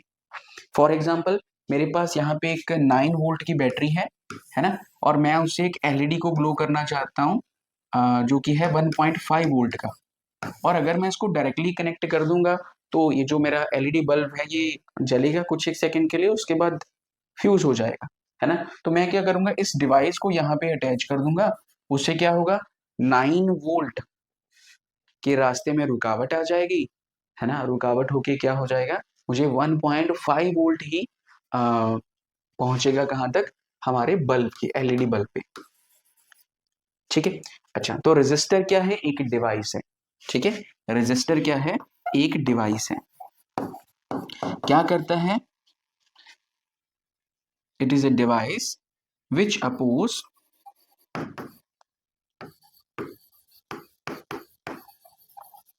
Flow of current. Flow of current. Current को कैसे रोकता है ये रोकता है चार्जेस को। अगर चार्ज रुकेंगे तो करंट अपने आप रुक जाएगा। ठीक है, तो ये अलग अलग पावर के होते हैं। ठीक है, तो पहले हमने जो रेजिस्टेंस की बात करी वो कंडक्टर के इनसाइड ही है। ये वाला क्या है? हमारा एक्सटर्नल रेजिस्टेंस है which is applied by a device called resistor. ठीक है, ओके। रेजिस्टेंस के बारे में कुछ और पढ़ते हैं। वो जो सारा कंसेप्ट मैंने आपको बताया कि इलेक्ट्रॉन आ रहा है, एटम के साथ टकरा रहा है, एटम उसको एब्जॉर्ब कर रहा है, फिर से रिलीज कर रहा है, फिर एटम से टकरा रहा है ना? वो सारी चीजें यहाँ पे लिखी हुई हैं। देखिए, the moment of electron give rise to the flow of current through the metal. ठीक है, the moving electron collide with each other as well as positive ion present in the metallic conductor. Positive ions के साथ भी टकरा सकता है। ठीक है, this collision tends to slow down the speed of electrons, hence. ठीक है, उससे क्या होगा? स्पीड कम होगी, hence the oppose flow of current. ठीक है, उससे जो करंट का फ्लो है वो अपोज होना शुरू हो जाएगा। ठीक है, this property of a conductor by virtue of which it oppose the flow of current, ये डेफिनेशन है। ठीक है, इसको जरा ध्यान से, हमने वैसे पहले लिख ली थी। ठीक है, इसको भी आप नोट डाउन कर सकते हैं। इसके यूनिट क्या होते हैं? ओम। ओम। ठीक है, ओम यूनिट होते हैं किसके? रेजिस्टेंस की। रेजिस्टेंस था क्या? एक प्रॉपर्टी थी किसकी? कंडक्टर की। क्या करती थी? अपोज करती थी किसको? इलेक्ट्रॉन्स को। रेजिस्टेंस क्या था? एक प्रॉपर्टी थी कंडक्टर की by virtue of which it oppose the flow of current. ठीक है, इसका यूनिट है हमारे पास ओम, और इसको ये वाले साइन के साथ डिनोट करते हैं, और ये साइन को बोलते हैं ओमेगा। ठीक है, ओमेगा बोलते हैं। ये एक स्केलर क्वांटिटी है। स्केलर क्वांटिटी क्या होती है? जिसकी कोई भी डायरेक्शन ना हो। ठीक है, ओके। नेक्स्ट आता है हमारे पास रेजिस्टिविटी। अब ये रेजिस्टिविटी क्या है? देखिए, हमने पढ़ा था कि रेजिस्टर एक डिवाइस है। रेजिस्टेंस क्या है? किसी कंडक्टर की प्रॉपर्टी है ना? और रेजिस्टिविटी क्या है? सिंपल भाषा में बोलूं, it is power of resistance. Power of resistance मतलब कि कोई भी रेजिस्टेंस कितना पावरफुल है, दैट इज कॉल्ड रेजिस्टिविटी। ठीक है, यहाँ पे लिखा है हाउ स्ट्रांगली, यहाँ पे किट नहीं है, इट है। How strongly it resist electric current, कि ये इलेक्ट्रिक करंट को कितना स्ट्रांगली रेजिस्ट कर सकता है, that is known as resistivity. अब रेजिस्टिविटी को ये वाले साइन के साथ डिनोट करते हैं कुछ ऐसे, और ये साइन किसका होता है? रो, RHO। ठीक है, इसके SI यूनिट क्या है? ओम मीटर। याद रखने आपको, क्या है इसके यूनिट? ओम मीटर। चलिए, अब बात करते हैं कि कौन कौन से फैक्टर्स पे डिपेंड करता है रेजिस्टेंस। ठीक है, ओके। तो देखिए जरा, सबसे पहले जो रेजिस्टेंस है वो लेंथ ऑफ कंडक्टर पे डिपेंड करता है। ठीक है, कैसे करते हैं अभी देखते हैं। ठीक है, जो रेजिस्टेंस है it is directly proportional to length of conductor, है ना? मतलब कि जितनी ज्यादा कंडक्टर की लेंथ होगी उतना ज्यादा क्या होगा? रेजिस्टेंस होगा। ये चीज हमें कैसे पता चली? देखिए जरा, यहाँ पे इलेक्ट्रॉन्स मूव कर रहे थे, है ना? तो इलेक्ट्रॉन्स कोलाइड करेंगे किसके साथ? पॉजिटिव आयन के साथ या एटम के साथ। अगर इसकी लेंथ बढ़ जाएगी तो एटम भी बढ़ जाएंगे, आयंस भी बढ़ जाएंगे। पहले इलेक्ट्रॉन एक दो जगह पे टकरा रहा था, बहुत जगह पे टकरा रहा है ना? तो लेंथ बढ़ने से हमारा जो रेजिस्टेंस है वो भी बढ़ जाएगा। ठीक है, ओके। दूसरा पॉइंट है हमारा कि जो रेजिस्टेंस है it is inversely proportional to area of cross section. अब एरिया ऑफ क्रॉस सेक्शन क्या मतलब? इसकी अगर मोटाई बढ़ जाए तो इलेक्ट्रॉन पहले टाइटली टकरा रहे थे एक दूसरे के साथ, अब हो सकता है कि डायरेक्टली फ्लो कर जाए, है ना? तो एरिया ऑफ क्रॉस सेक्शन बढ़ने से क्या होगा? हमारा देखिए, ये इनवर्सली प्रोपोर्शनल है। अगर एरिया ऑफ क्रॉस सेक्शन बढ़ेगा then resistance will be decrease. ठीक है, अगर इन दोनों टर्म्स को कंबाइन करके लिखें तो हम ऐसा लिख सकते हैं कि R is directly proportional to length and inversely proportional to area of cross section. जब जब साइन ऑफ प्रोपोर्शनलिटी हटाएंगे we need to apply a constant, और वो कांस्टेंट इस बार क्या होगा? It will be rho, which is resistivity. ठीक है, L अपॉन ए। अब यहाँ पे जो रो है ये क्या है, रेजिस्टिविटी, ठीक है, ओके। अब इसको रो को सब्जेक्ट बनाए अगर, तो फिर फॉर्मूला क्या आ जाएगा, आर ए अपॉन एल, ये आ गया हमारे पास रेजिस्टिविटी का फॉर्मूला, ठीक है, ओके। ये वही लिखा है, door is wider, more people can enter, resistance is less, ठीक है, ओके। ये सारी चीज यहाँ पे भी कर दी गई है, ठीक है, जो अभी आपको समझाई थी मैंने, ठीक है, फॉर्मूला भी यहाँ पे लिख दिया गया है,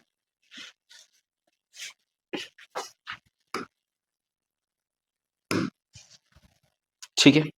चलिए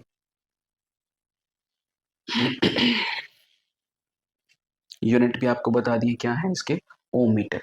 चलिए एक न्यूमेरिकल देखते हैं इसका, बहुत ही अच्छा सा न्यूमेरिकल है। यहाँ पे एक डायग्राम दे रखी है, यहाँ पे एक करंट दे रखा है, करंट का ग्राफ दे रखा है ना, इस साइड पे, और यहाँ पे वोल्ट दे रखा है, और ये जो स्लोप आ रही है हमारे पास, ये किसको रिप्रेजेंट कर रही है, रेजिस्टेंस को रिप्रेजेंट कर रही है ना, डिफरेंट डिफरेंट रेजिस्टेंसेस को कर रही है इंडिकेट। हमें इन चार ऑप्शंस में से एक राइट चूज करना है। पहले तो देखिए जरा क्या कह रहे हैं कि R1 equals to R2 equals to R3, ऐसा हो सकता है, बिल्कुल भी नहीं हो सकता। देखिए जरा ये यहाँ पे अगर ये वाला पॉइंट मैं कंसीडर करूं, तो इसका मतलब करंट की वैल्यू हमारी ये है और वोल्टेज की वैल्यू ये है, मतलब करंट कम लग रहा है ना। दूसरे केस पे आइए, यहाँ पे इस वैल्यू को प्लॉट करने की कोशिश करिए, ये वोल्टेज की वैल्यू है और ये मेरी करंट की वैल्यू है ना, इस साइड पे करंट है। अगर इसको देखें तो वोल्टेज की वैल्यू ये है, करंट की वैल्यू ये है, ठीक है, ओके। तो आपके अकॉर्डिंग करंट कहाँ पे मैक्सिमम है, यहाँ पे या यहाँ पे, ऑब्वियसली इस पॉइंट पे।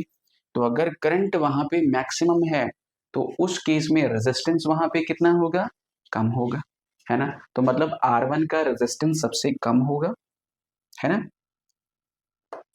R2 का उससे ज्यादा होगा और R3 का सबसे ज्यादा होगा। तो ये हो जाएगी हमारी करेक्ट ऑप्शन, ठीक है। इस तरह के क्वेश्चन पेपर में अक्सर पूछे जाते हैं, बहुत इंपॉर्टेंट है, एनसीईआरटी के बीच में से लिया गया। चलिए practical understanding of resistivity, resistivity के बारे में वैसे हमने पढ़ ही लिया है। ये हमारे पास एक एमीटर है, पोटेंशियल डिफरेंस, और यहाँ पे एक की लगाई है, ए बी टर्मिनल है, एक खाली जगह है हमारे पास, उसके बीच में सबसे पहले हमने कॉपर अटैच किया, कॉपर वायर अटैच करी तो कुछ इतना करंट फ्लो कर रहा था। कॉपर वायर को हटा के क्या किया हमने, एल्यूमिनियम वायर लगाई, करंट हमारा कम हो गया, ठीक है। अब ग्लास रॉड को लगा दिया वहां पे, तो करंट बिल्कुल भी नहीं फ्लो कर रहा, क्यों, क्योंकि वो क्या है, इंसुलेटर है। तो मतलब रेजिस्टिविटी मटेरियल पे डिपेंड करती है, resistivity is the specific property of a material, different material have different resistivity, ठीक है। और जो रेजिस्टिविटी है उसका टेबल हमारे पास ये रहा, आपके एनसीईआरटी में से लिया गया है। सबसे जो बेस्ट कंडक्टर है वो सिल्वर है, क्यों सिल्वर है, क्योंकि इसकी जो रेजिस्टिविटी है सबसे कम है, ठीक है, फॉलोड बाय कॉपर, है ना। कॉपर की अगर बात करें तो कॉपर की कितनी है, सिल्वर से थोड़ी सी ज्यादा, ज्यादा ही बोलेंगे ना, हाँ उसकी ज्यादा है रेजिस्टिविटी। और सबसे ज्यादा रेजिस्टिविटी कौन से कंडक्टर की है, देखिए जरा, मैंगनीज, ठीक है, मैंगनीज की सबसे ज्यादा है।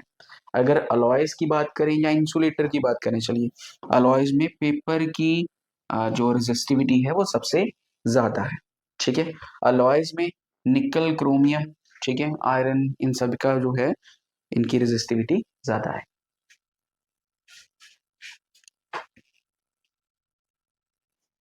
चलिए नेक्स्ट देखिए उसके बाद सर्किट ऑफ टेलीविजन, ठीक है। तो इस तरह का सर्किट बोर्ड आपने देखा होगा टेलीविजन में, ठीक है। हम हमें कुछ सर्किट के बारे में समझना होगा कि कैसे सर्किट्स ड्रॉ होते हैं और कैसे उनके सिंबल्स होते हैं, ठीक है। तो सबसे पहले ये सेल होता है एक, है ना, सेल आपने देखा है, तो सेल का सिंबल क्या होता है, कुछ इस तरह से, एक पॉजिटिव एक नेगेटिव, ये सिंबल हो गया सेल का। बैटरी, अब बैटरी में बहुत सारे सेल्स कनेक्टेड होते हैं यहाँ पे, है ना, तो उसको कुछ इस तरह से कनेक्ट करते हैं कि एक पॉजिटिव एक negative, positive negative positive negative, कुछ इस तरह से, ठीक है। ये जो कॉम्बिनेशन ऑफ सेल्स है उसी को क्या बोलते हैं, बैटरी बोलते हैं, ठीक है, ओके। नेक्स्ट देखिए उसके बाद कीज और स्विचेस, कुछ इस तरह का की होती है, ठीक है। अगर बीच में डॉट है तो इसका मतलब क्या है कि सॉरी, जो सर्किट है वो क्लोज्ड है और मतलब ऑन है, सर्किट में करंट फ्लो कर रहा है। ठीक है, ओके, इस तरह की होती है। ठीक है, आपने फिजिक्स लैब में जरूर देखी होगी। ठीक है, उसके बाद अगर स्विच के बीच में डॉट नहीं है तो ये ओपन सर्किट हुआ। ठीक है, ओपन की हुई, और इसका मतलब क्या है, ऑफ। एक टैप की भी होती है। ठीक है, अगर ये चीज टच कर रही है एक साइड को तो इसका मतलब स्विच ऑन है ना, इस तरह की होती है टैप की। अगर ऐसे हो तो स्विच क्या है, ऑफ है। ओके, ये रेजिस्टेंस है। ठीक है, रेजिस्टेंस को कैसे, इस तरह से कुछ डिनोट करते हैं। उसके बाद ये वेरिएबल रेजिस्टेंस है, मतलब इसका रेजिस्टेंस बढ़ा सकते हैं, कम कर सकते हैं बाय होल्डिंग फ्रॉम हियर। इस डिवाइस को बोलते हैं रियोस्टेट या वेरिएबल रेजिस्टेंस लिखे, दैट इज फाइन आल्सो। ठीक है, इसका सिंबल कुछ इस तरह का होता है। जो वेरिएबल रेजिस्टेंस है उसको इस तरह से भी डिनोट कर सकते हैं, किसी सर्किट में ड्रॉ किया हो तो ये रियोस्टेट है ना, या वेरिएबल रेजिस्टेंस है। ठीक है, दोनों सेम टू सेम है। तो रियोस्टेट या वेरिएबल रेजिस्टेंस आपने देखे होंगे, आपके जो फैन के रेगुलेटर होते हैं, दे आर वेरिएबल रेजिस्टर्स। कि रेजिस्टेंस बढ़ा दिया तो करंट कम हो गया, करंट कम हुआ तो फैन स्लो चलेगा। रेजिस्टेंस कम कर दिया बाय इंक्रीजिंग इट्स, है ना, नंबर, तो करंट क्या होगा, बढ़ जाएगा और ज़्यादा तेज चलेगा फैन हमारा। तो इसी तरह से ये होता है। इसी तरह से ये जो मोटर होती है वॉशिंग मशीन की, उसके अंदर भी वेरिएबल रजिस्टर लगा होता है कि स्पीड कम ज़्यादा करने के लिए, है ना। मिक्सी के अंदर भी यहाँ पे एक स्विच होता है, आपने देखा होगा। ठीक है, तो ये सारे क्या है, वेरिएबल रजिस्टर है। उसके बाद मेजरिंग इंस्ट्रूमेंट्स आते हैं। सबसे पहले कुछ इस तरह का एमीटर होता है। ठीक है, एमीटर क्या मेजर करता है, करंट की वैल्यू को मेजर करता है। करंट को आई के साथ डिनोट करते हैं और उसके यूनिट्स होते हैं एम्पियर। तो ये रहा एमीटर। एमीटर में एक पॉजिटिव टर्मिनल होता है, एक नेगेटिव होता है, कुछ इस तरह से उसको इंडिकेट करते हैं। उसके बाद वोल्ट मीटर, वोल्ट मीटर को ये सिंबल है वी लिख दिया, एक पॉजिटिव एक नेगेटिव। ठीक है, गल्वेनोमीटर, अब ये गल्वेनोमीटर क्या होता है, देखिए जरा। गल्वेनोमीटर कुछ इस तरह का होता है, एक साइड पॉजिटिव एक नेगेटिव। हमने एमीटर की बात पहले कर चुके हैं। ठीक है, एमीटर करंट को मेजर करता है, वोल्ट मीटर वोल्टेज को मेजर करता है या पोटेंशियल डिफरेंस को मेजर करता है, और जो गल्वेनोमीटर है ये करंट को मेजर करता है और साथ में डायरेक्शन भी बताता है। ये देखिए यहाँ पे एक एरो है ना, अगर एरो इस साइड को हो तो इस डायरेक्शन में करंट फ्लो कर रहा है, अगर एरो इस डायरेक्शन में हो तो इस डायरेक्शन में करंट फ्लो कर रहा है। ठीक है, ठीक है, तो ये है एक वायर जॉइंट, मतलब एक वायर जा रही है, उसको दूसरी वायर के साथ हमने कनेक्ट किया है, ये बन जाएगा वायर जॉइंट। उसके बाद एक वायर यहाँ से जा रही है और दूसरी वायर को हमने उसके ऊपर से लेके गए, उसके साथ कनेक्ट नहीं किया, वायर क्रॉसिंग। ठीक है, इस तरह से। उसके बाद ये इस तरह का सिंबल बना होता है, इसको क्या कहते हैं, इलेक्ट्रिक बल्ब। और एक सिंबल भी होता है, ऐसा बल्ब होता है, आपने देखा है, और इसको सिंपल वे में भी रिप्रेजेंट कर सकते हैं।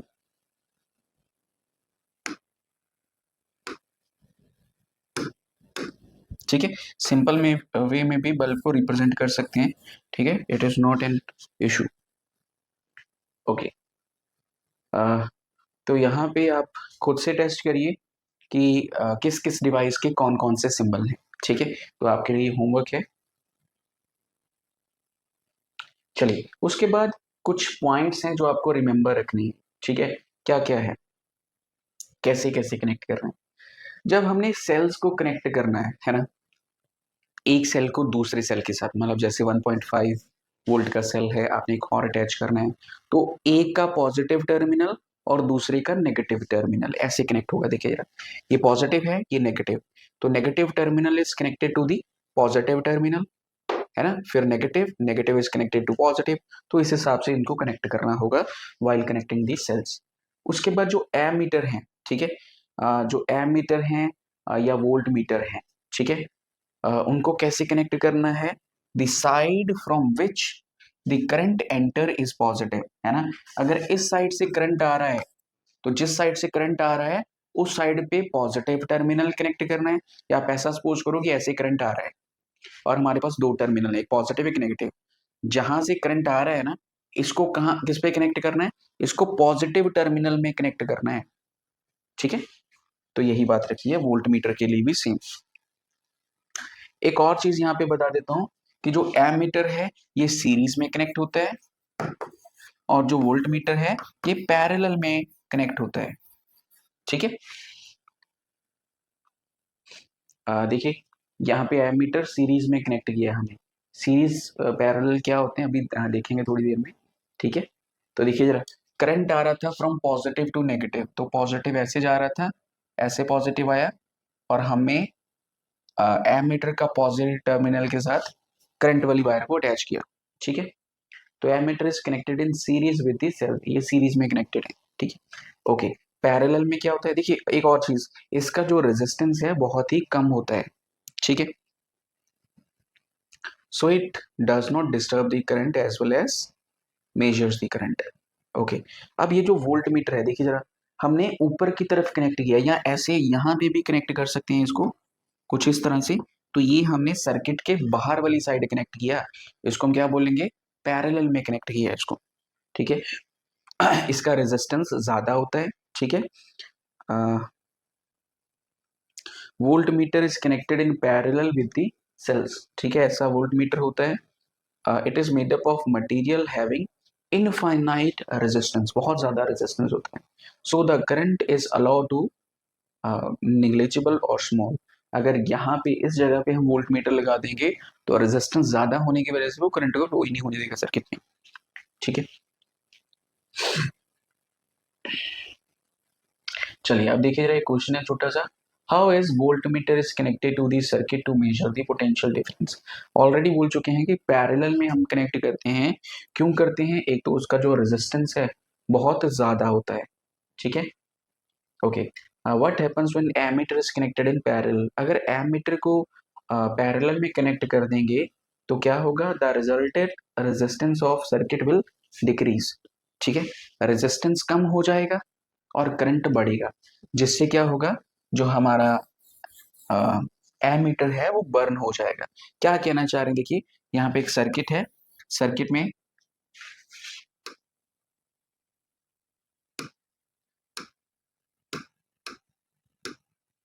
ठीक है, यहाँ पे एक सर्किट है,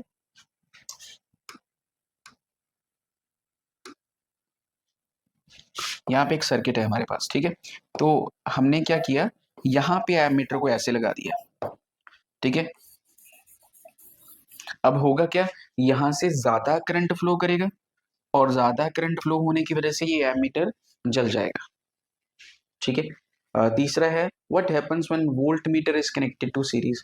अगर वोल्ट मीटर को सीरीज में कनेक्ट कर देंगे जैसा कि अभी हमने देखा था, उससे क्या होगा कि इनफाइनाइट रेजिस्टेंस वो पैदा करेगा और करंट फ्लो ही नहीं करेगा सर्किट में। ठीक है, okay. Experimental verification of ohms law. ठीक ठीक है, एक छोटा सा हमारे पास एक्सपेरिमेंट है, देख लीजिए जरा। कुछ इस तरह का हमने सर्किट डायग्राम ड्रॉ किया है। ठीक है, या प्रैक्टिकल में भी करोगे। ठीक है, तो देखिए जरा, यहाँ पे हमने एक सर्किट रेडी किया है। यहाँ पे एक बैटरी है, battery is connected to a resistance, voltmeter को हमने पैरेलल में अटैच कर दिया, एक एमीटर लगा दिया। ठीक है, सर्किट हमारा पूरा हो गया। यहाँ पे हमारा नंबर ऑफ सेल्स, एक सेल अटैच किया, एक बैटरी अटैच करी। यहाँ पे करंट की रीडिंग आएगी, पोटेंशियल की रीडिंग आएगी और यहाँ पे रेजिस्टेंस आएगी। सबसे पहले एक सेल अटैच किया हमने, कितने वोल्ट का, 2 वोल्ट का अटैच किया। ठीक है, और करंट कितना फ्लो करा, 1 किया, तो हमारा रेजिस्टेंस कितना आ जाएगा, 2। सेल 2 कर दिए, करंट डबल हो गया, पोटेंशियल डिफरेंस क्या हो जाएगा, 4 हो जाएगा और रेजिस्टेंस 2। ठीक है, इसी तरह से नंबर ऑफ सेल्स हमने 3 कर दिए, करंट हमारा, सॉरी, पोटेंशियल डिफरेंस 6 हो गया और करंट कितना हो गया, 3 हो गया, तो रेजिस्टेंस फिर भी क्या आया, डबल आया। तो अगर ग्राफ प्लॉट करने की कोशिश करें तो इस तरह से पॉइंट्स आएंगे और स्ट्रेट लाइन में ग्राफ बनेगा लीनियर फॉर्म में, तो इसका मतलब है कि ओम्स लॉ को ओबे कर रहा है। ठीक है, okay. Resistance can be connected in 2 ways, ये बहुत इंपॉर्टेंट टॉपिक है। अब जो रेजिस्टेंस की बात कर रहे थे, ये रेजिस्टेंस का सिंबल था ना, ये कुछ इस तरह से है ना, रेजिस्टेंस का सिंबल ये वाला था। हमने बोला था कि रेजिस्टेंस को हम 2 तरीके के साथ कनेक्ट कर सकते हैं, एक सीरीज में, एक पैरेलल में। ठीक है, अब ये सीरीज पैरेलल क्या है देख लीजिए जरा। ओके, सबसे पहले देखिए मेरे पास यहाँ पे एक रेजिस्टेंस है। ठीक है, एक रेजिस्टेंस है मेरे पास कुछ इस तरह का, देखिए जरा ये वाला, इसको मैं R1 कंसिडर कर लेता हूँ। एक और रेजिस्टेंस है मेरे पास R2, नाम रख लो उसका। ठीक है, कुछ इस तरह का। तो इसके दो टर्मिनल होते हैं, है ना। तो मैं क्या कर रहा हूँ, फर्स्ट वाले रेजिस्टेंस का जो सेकंड टर्मिनल है वो दूसरे वाले के पहले के साथ अटैच कर रहा हूँ, है ना। देखिए जरा, ये फर्स्ट वाला रेजिस्टेंस है, यहाँ पे उसका टर्मिनल होगा, मैंने वो दूसरे के फर्स्ट के साथ कनेक्ट कर दिया। और इसी तरह से दूसरे रेजिस्टेंस का सेकंड टर्मिनल तीसरे के फर्स्ट के साथ कनेक्ट कर दिया, है ना। तो अब ये जो कनेक्शन बन गया, ये किस में हो गया, सीरीज में हो गया। तो सीरीज में हमने पोटेंशियल प्रोवाइड कर दिया, तो ये सीरीज कॉम्बिनेशन इनका बन गया, ठीक है। ओके, अब सीरीज कॉम्बिनेशन में जो हमारा रिजल्टेंट आएगा, मतलब उसको लिख देते हैं आर, वो किसके इक्वल होगा, R1 plus R2 plus R3, ये हमारा इनका रिजल्ट आएगा। पैरेलल में क्या कर रहे हैं, सभी का फर्स्ट टर्मिनल एक जगह पे कनेक्टेड, सभी का दूसरा टर्मिनल बी पॉइंट पे कनेक्टेड, फिर इनको बैटरी या सेल के साथ अटैच कर दिया। तो इनका जो रिजल्टेंट रेजिस्टेंस आएगा उस पे लिखेंगे 1/RP, और यहाँ पे RS लिख देते हैं, रेजिस्टेंस इन सीरीज, ठीक है। तो ये किसके इक्वल आ जाएगा, 1/R1 plus 1/R2 plus 1/R3, ठीक है। तो ऐसे रेजिस्टेंस आ जाएगा हमारा टोटल रेजिस्टेंस। ओके, अब इनकी डेरिवेशन है फॉर्मूलाज की, ठीक है। उसके लिए ये सर्किट डायग्राम आपको आनी चाहिए, ठीक है। सर्किट डायग्राम में कुछ खास नहीं है, हमने तीनों रेजिस्टेंसेस को अटैच कर दिया है, ठीक है। वोल्ट मीटर ऐसे की बजाय आप इस तरह से कनेक्ट कर सकते हो कंबाइन फॉर्म में, ठीक है। ओके, तो सर्किट होपफुली आपको क्लियर हो गया। यहाँ पे एक रेजिस्टेंस है R1, R2, R3, हमने तीनों को आपस में कनेक्ट कर दिया along with parallel of volt meter, ठीक है। ओके, अब देखिए जरा, सभी रेजिस्टेंसेस को जो वोल्टेज है वो सेम जा रही है, सेम जा रही मतलब कि जितनी भी जा रही है that is going to divide each of the resistor, जितनी भी हमने वोल्टेज सप्लाई करी यहाँ से, ठीक है, यहाँ से सप्लाई करी, वो तीनों में डिवाइड होगी। तो मतलब V is equal to V1 plus V2 plus V3, ठीक है। Okay, according to Ohm's law V किसके इक्वल होता है, V होता है RI के इक्वल, है ना। तो V की जगह आ जाएगा RI, ठीक है, और V1 की जगह आ जाएगा IR1 IR2, ठीक है, ऐसी। और वैल्यूज को सब्स्टिट्यूट करें अगर वहां पे, मैं लिख देता हूँ, चलिए V की जगह पे क्या आ जाएगा, RI, ठीक है। V1 की जगह पे क्या आएगा, V1 की जगह आएगा R1 I, ठीक है। और V2 की जगह पे क्या आएगा, R2 I, ठीक है। और V3 की जगह पे क्या आएगा, R3 I। इन सभी में से I कॉमन निकाल लो, अंदर क्या बचा, R1 plus R2 plus R3, ठीक है। और दूसरी साइड पे हमारे पास था RI, I से I कैंसिल करो, तो रेजिस्टेंस इन सीरीज हमारा कितना आ गया, R1 plus R2 plus R3, ठीक है। तो सिंपल वर्ड्स में हमने निकाल लिया इसका रेजिस्टेंसेस, ठीक है, टोटल रेजिस्टेंस। ओके, पैरेलल में देखिए जरा, ठीक है, पैरेलल में भी हमने कुछ अटैच कर लिया तीनों रेजिस्टेंसेस को पैरेलल में अलोंग विद वोल्ट मीटर, ठीक है। अब यहाँ पे क्या हुआ है, यहाँ पे जो करंट जाएगा ना वो तीनों में डिवाइड होगा, पहले वोल्टेज डिवाइड हो रही थी, अब करंट डिवाइड हो रहा है, ठीक है। तो अगर करंट डिवाइड हो रहा है, ठीक है, तो हम लिखेंगे I equals to I1 plus I2 plus I3, ठीक है। सेम उसी तरीके से करेंगे, ओम्स लॉ किसके इक्वल होता है, V is equal to IR, है ना। तो ये बन जाएगा सभी के लिए फॉर्मूला, ठीक है। अब यहाँ पे अगर वैल्यू पुट करें, ठीक है, तो यहाँ पे तो I की जगह पे हम क्या लिख सकते हैं, I को सब्जेक्ट बनाइए, क्या आ जाएगा, R नीचे चला जाएगा V अपॉन R, और I1 की जगह पे क्या आएगा, देखिए जरा, I1 की जगह पे आएगा V1 अपॉन R1, इसी तरह से I2 की जगह V upon R2, V upon R3, है ना। ऊपर वाले में से V कॉमन निकालो, क्या बचा, 1 upon R1 plus 1 upon R2 plus 1 upon R3, ठीक है।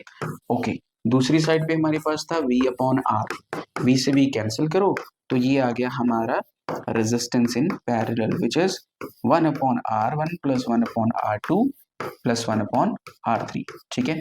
तो इनके बेस पे न्यूमेरिकल्स भी पूछे जा सकते हैं पेपर में, तो आपको ये रिजल्ट याद रखने होंगे, series combination of resistances and parallel combination of resistances.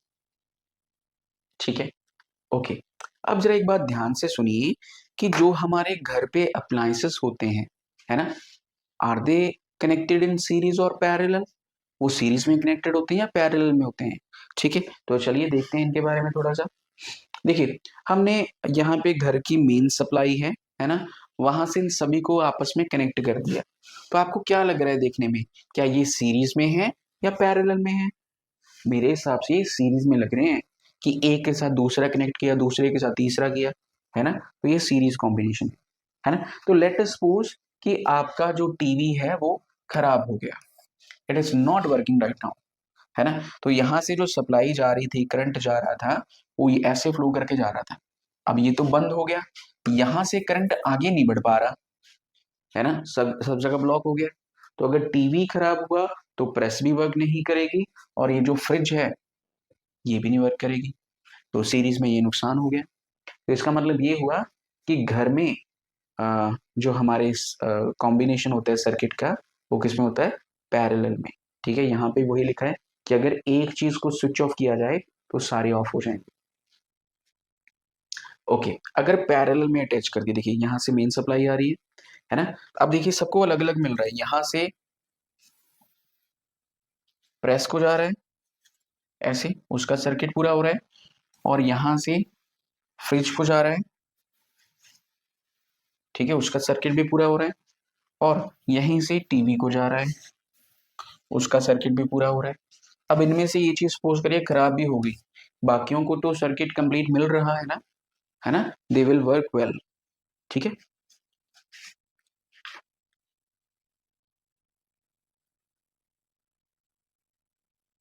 ठीक है, ये रीजन इसके लिखे हुए हैं यहाँ पे। ओके, ये जो हमारे घर पे मीटर होते हैं, ये कैसे कनेक्टेड होते हैं, है ना, ये भी पैरेलल में कनेक्ट, सॉरी सीरीज में होते हैं, पैरेलल में होते हैं, या मिक्स होते हैं? ठीक है, देखिए जरा क्या होता है। The current that flows in our home has to flow from the meter, है ना। मीटर से फ्लो होना होता है, जितना भी करंट फ्लो होना होता है, तो वो किस में कनेक्टेड होता है? वो सीरीज में कनेक्टेड होता है। How the appliances are connected in the drawing room, वो भी पैरेलल में होंगे कनेक्टेड। ठीक है, then okay, what is the advantages of connecting electrical devices in parallel with battery instead of connecting? वो आपको बता ही दिया सारा कि अगर एक खराब होगी तो बाकी भी खराब हो जाएंगे। ठीक है, the total resistance in this circuit can be reduce by parallel. Parallel में चीजों को अटैच करने से उनका जो रेजिस्टेंस है वो कम हो जाता है, मतलब करंट हमारा वेस्टेज नहीं होगा। अगर एक डिवाइस बंद हो जाता है तो बाकी बंद नहीं होंगे if we are connected in parallel. ठीक है, पैरेलल सर्किट में क्या होता है, करंट डिवाइड हो जाता है, ठीक है, और जो करंट होता है वो सब में फ्लो करता है respective of their resistances. Next we have effects of current. अब ये इफेक्ट्स ऑफ करंट है, मतलब जब करंट फ्लो करता है तो उसके कुछ ना कुछ इफेक्ट्स भी प्रोड्यूस होते हैं। ठीक है, कौन कौन से इफेक्ट्स प्रोड्यूस होते हैं?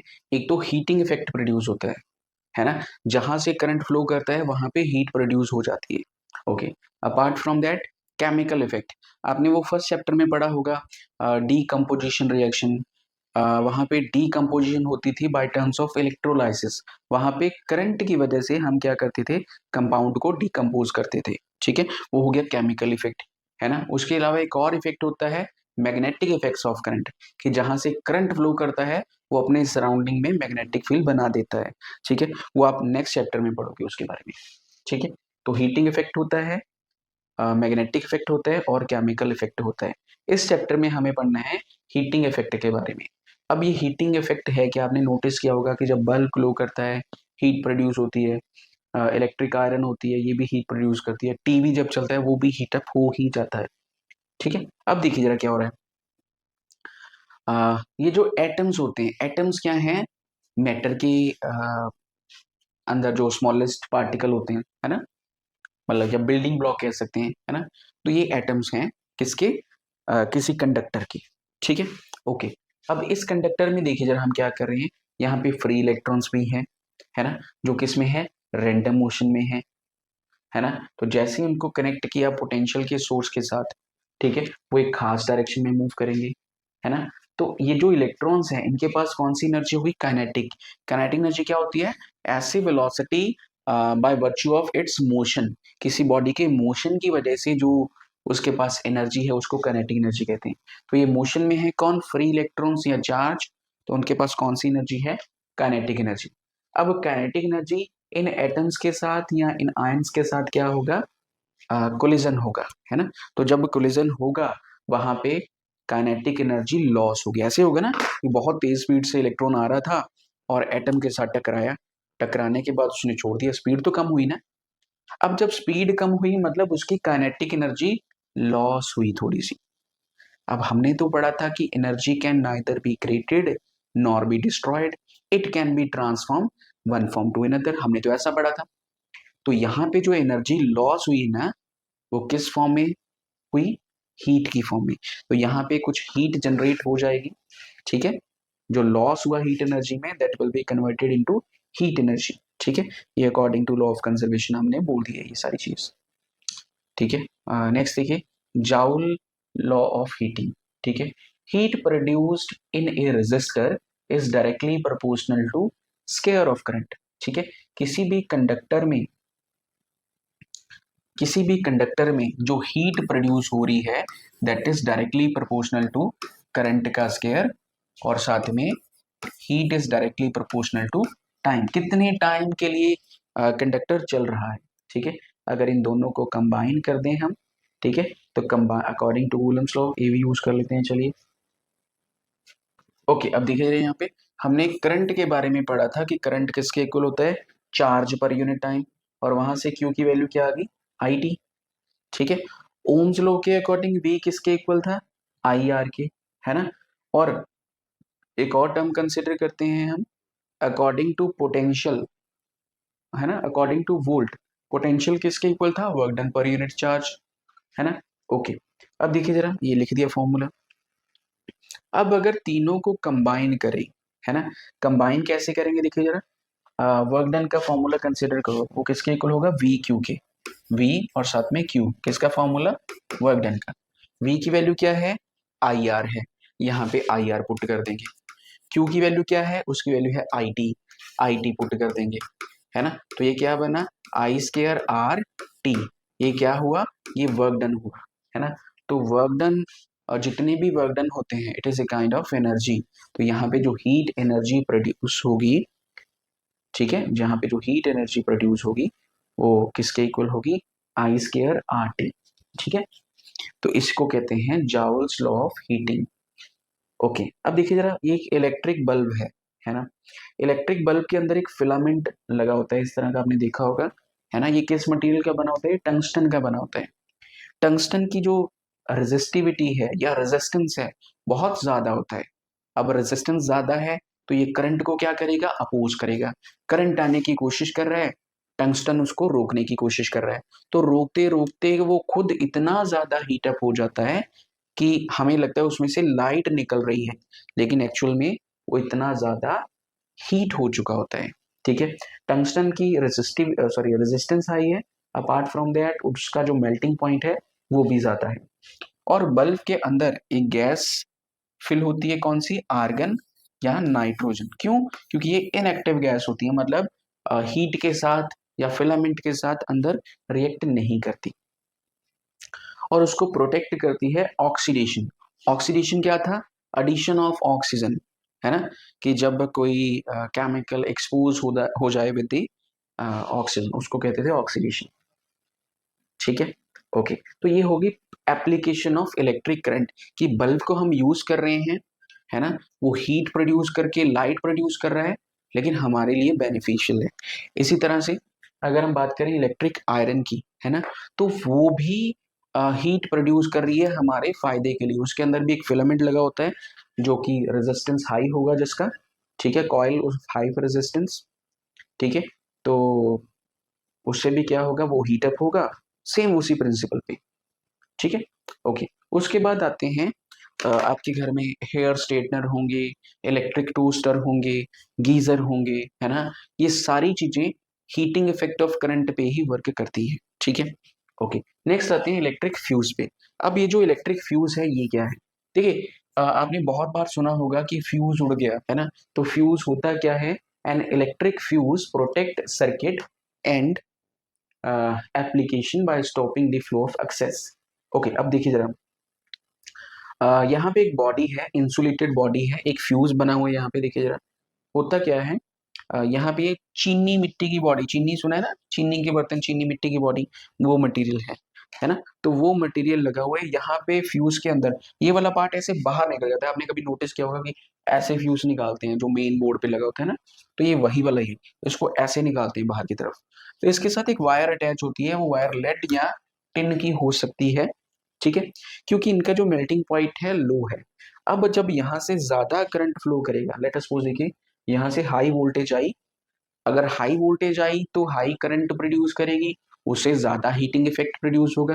हीट की वजह से ये टूट सकती है ना? क्योंकि इसका मेल्टिंग पॉइंट भी हमने ऐसा मतलब मटेरियल यूज किया कि जिसका मेल्टिंग पॉइंट क्या है, लो है, तो उसकी वजह से ये यहाँ से ब्रेक हो जाएगा, ठीक है, और जो हमारा इलेक्ट्रिकल अप्लायंसेस है वो सेफ रहेगा, ठीक है। एक बार दोबारा देख लीजिए इसको,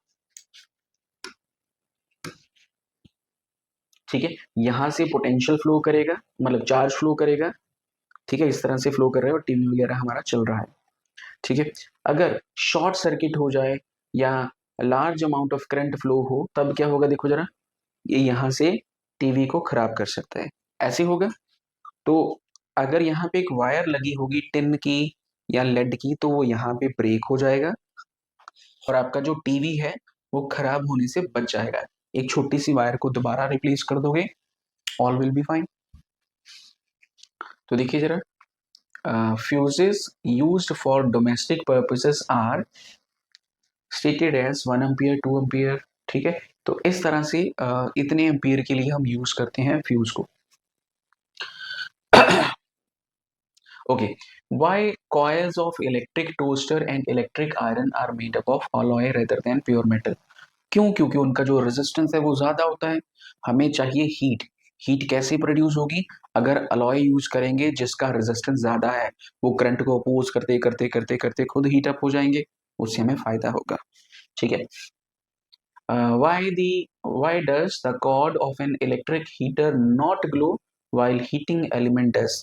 आपने देखा होगा कि जो हीटर होता है, हीटर के अंदर कॉयल लगी होती है कुछ इस तरह से स्प्रिंग की फॉर्म में, है ना, वो ग्लो करती हैं। कहते हैं कि इसकी वायर क्यों नहीं ग्लो करती, ठीक है, इस तरह से वायर लगी, इनकी जो वायर होती है वो क्यों नहीं ग्लो करती? देखिए, जो वायर होती है वो कंडक्टर की बनी होती है ना? कौन से कंडक्टर की? कॉपर की, एल्यूमिनियम की, सिल्वर की तो नहीं खाया, है ना? तो उनकी होती है। तो कंडक्टर में जो रेजिस्टेंस होता है वो कम होता है, लेकिन ये जो कॉइल है ये हाई रेजिस्टिव मटेरियल की बनी होती है, जो करंट को अपोज करती रहती हैं, उसकी वजह से वो हॉट हो जाती है और ग्लो करती है, ठीक है। अब इलेक्ट्रिक मीटर की बात करते हैं। आपने वहां पे देखा होगा कि KWH कुछ इस तरह से लिखा होता है, किलो वाट आर, है ना, ऐसे लिखा होता है ना। वो क्या है, देखिएगा, द इलेक्ट्रिक पावर। अब हम टॉपिक कर रहे हैं इलेक्ट्रिक पावर, ठीक है। आपने पावर के बारे में पढ़ा होगा पहले 9th क्लास में, है ना, या उससे पहले, रेट ऑफ डूइंग वर्क। तो देखिएगा क्या होती है, the electric power is the rate at which energy is dissipated और consume in electric circuit. For example, आप कोई चीज यूज कर रहे हो, इलेक्ट्रिकल अप्लायंसेस, वो कितनी एनर्जी कंज्यूम कर रही है पर यूनिट टाइम में, that is known as electrical power. आप 1 घंटा एसी चला रहे हो और उससे कितनी एनर्जी आपने खर्च करी, है ना, that is known as power, ठीक है। ओके, तो पावर का सिंपल सा फॉर्मूला है, it is work done upon time. जो मैकेनिकल पावर की बात करें कि जैसे कोई काम कर रहे हैं पर यूनिट टाइम के हिसाब से, तो ये मैकेनिकल पावर होगी। लेकिन इस चैप्टर में हमें पढ़नी है इलेक्ट्रिकल पावर, ठीक है। तो इलेक्ट्रिकल पावर किसके इक्वल होगी? एनर्जी कंज्यूम पर यूनिट टाइम, कि 1 आवर में कितना एनर्जी आपने कंज्यूम कर ली, ठीक है। तो एनर्जी कंज्यूम अगर निकालनी है तो इस चीज को सब्जेक्ट बनाइए, एनर्जी कंज्यूम को, टाइम को क्रॉस मल्टीप्लाई कर दिए, क्या आ गया? Power into time. अब यूनिट्स ऑफ इलेक्ट्रिक एनर्जी, देखिए, जो पावर होते हैं उसके यूनिट होते हैं वॉट, ठीक है। पावर के यूनिट होते हैं वॉट, और टाइम के क्या होते हैं, सेकंड। यही पढ़ रखे हैं अभी तक हमने। अगर बिगर यूनिट्स की बात करें तो what can be considered in kilowatt, and जो सेकंड है उसके बिगर यूनिट क्या हो सकते हैं, आर। तो ये बन गया 1 किलोवाट इंटू 1 आर। ठीक है, तो ये मिलके बन गया 1 किलोवाट आर, जो यहाँ पे लिखा हुआ है। मतलब कि वो यूनिट बता रहा है कि आपने कितने यूनिट कंज्यूम कर लिए, बिगर यूनिट बता रहा है आपने, है ना, कि आपने एनर्जी कंज्यूम करी, मतलब पावर इनटू टाइम, कितनी एनर्जी कंज्यूम कर ली, that is written over there.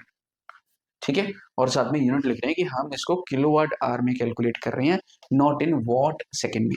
ठीक है,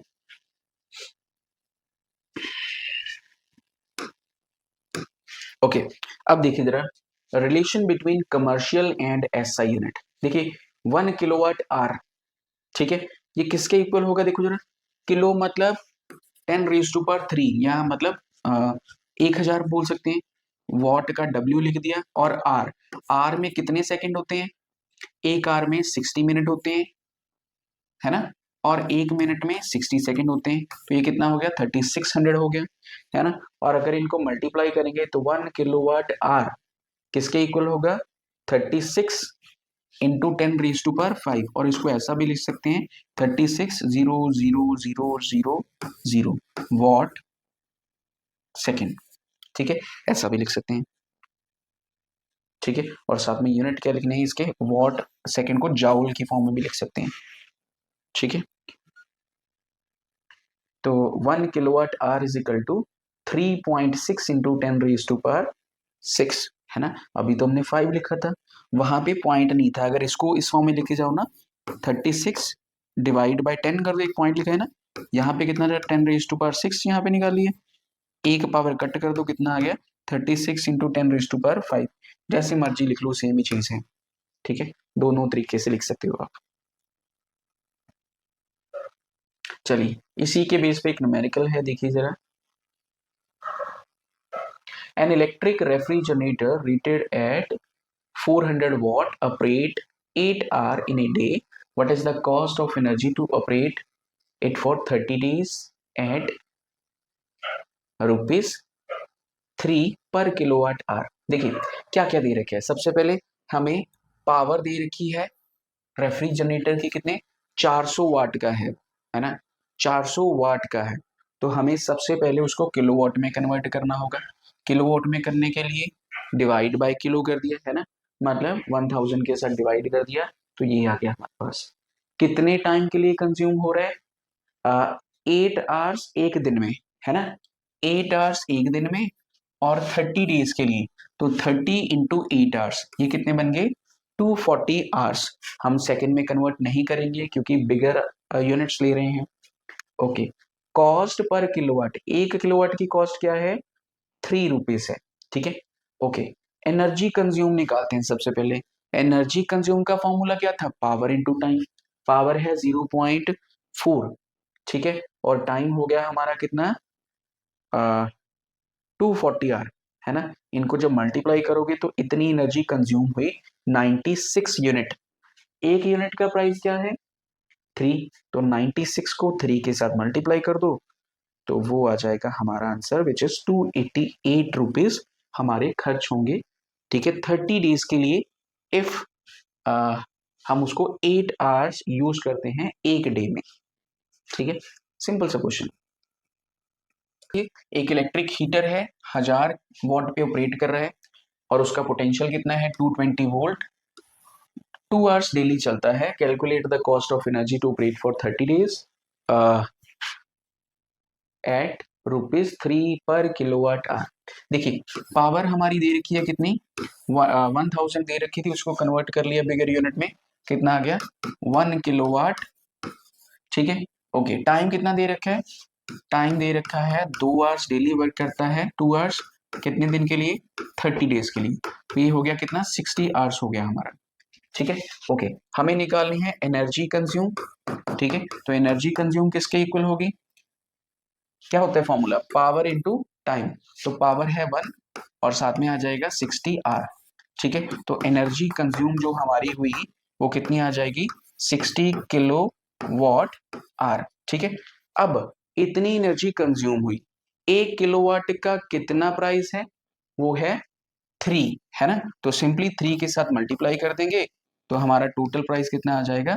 180 रुपीज खर्च होंगे हमारे। ठीक है, तो इसी के साथ ये चैप्टर हमारा यहीं पे फिनिश होता है। ठीक है, कैसा लगा चैप्टर आपको? प्लीज मेंशन करिए कमेंट्स में।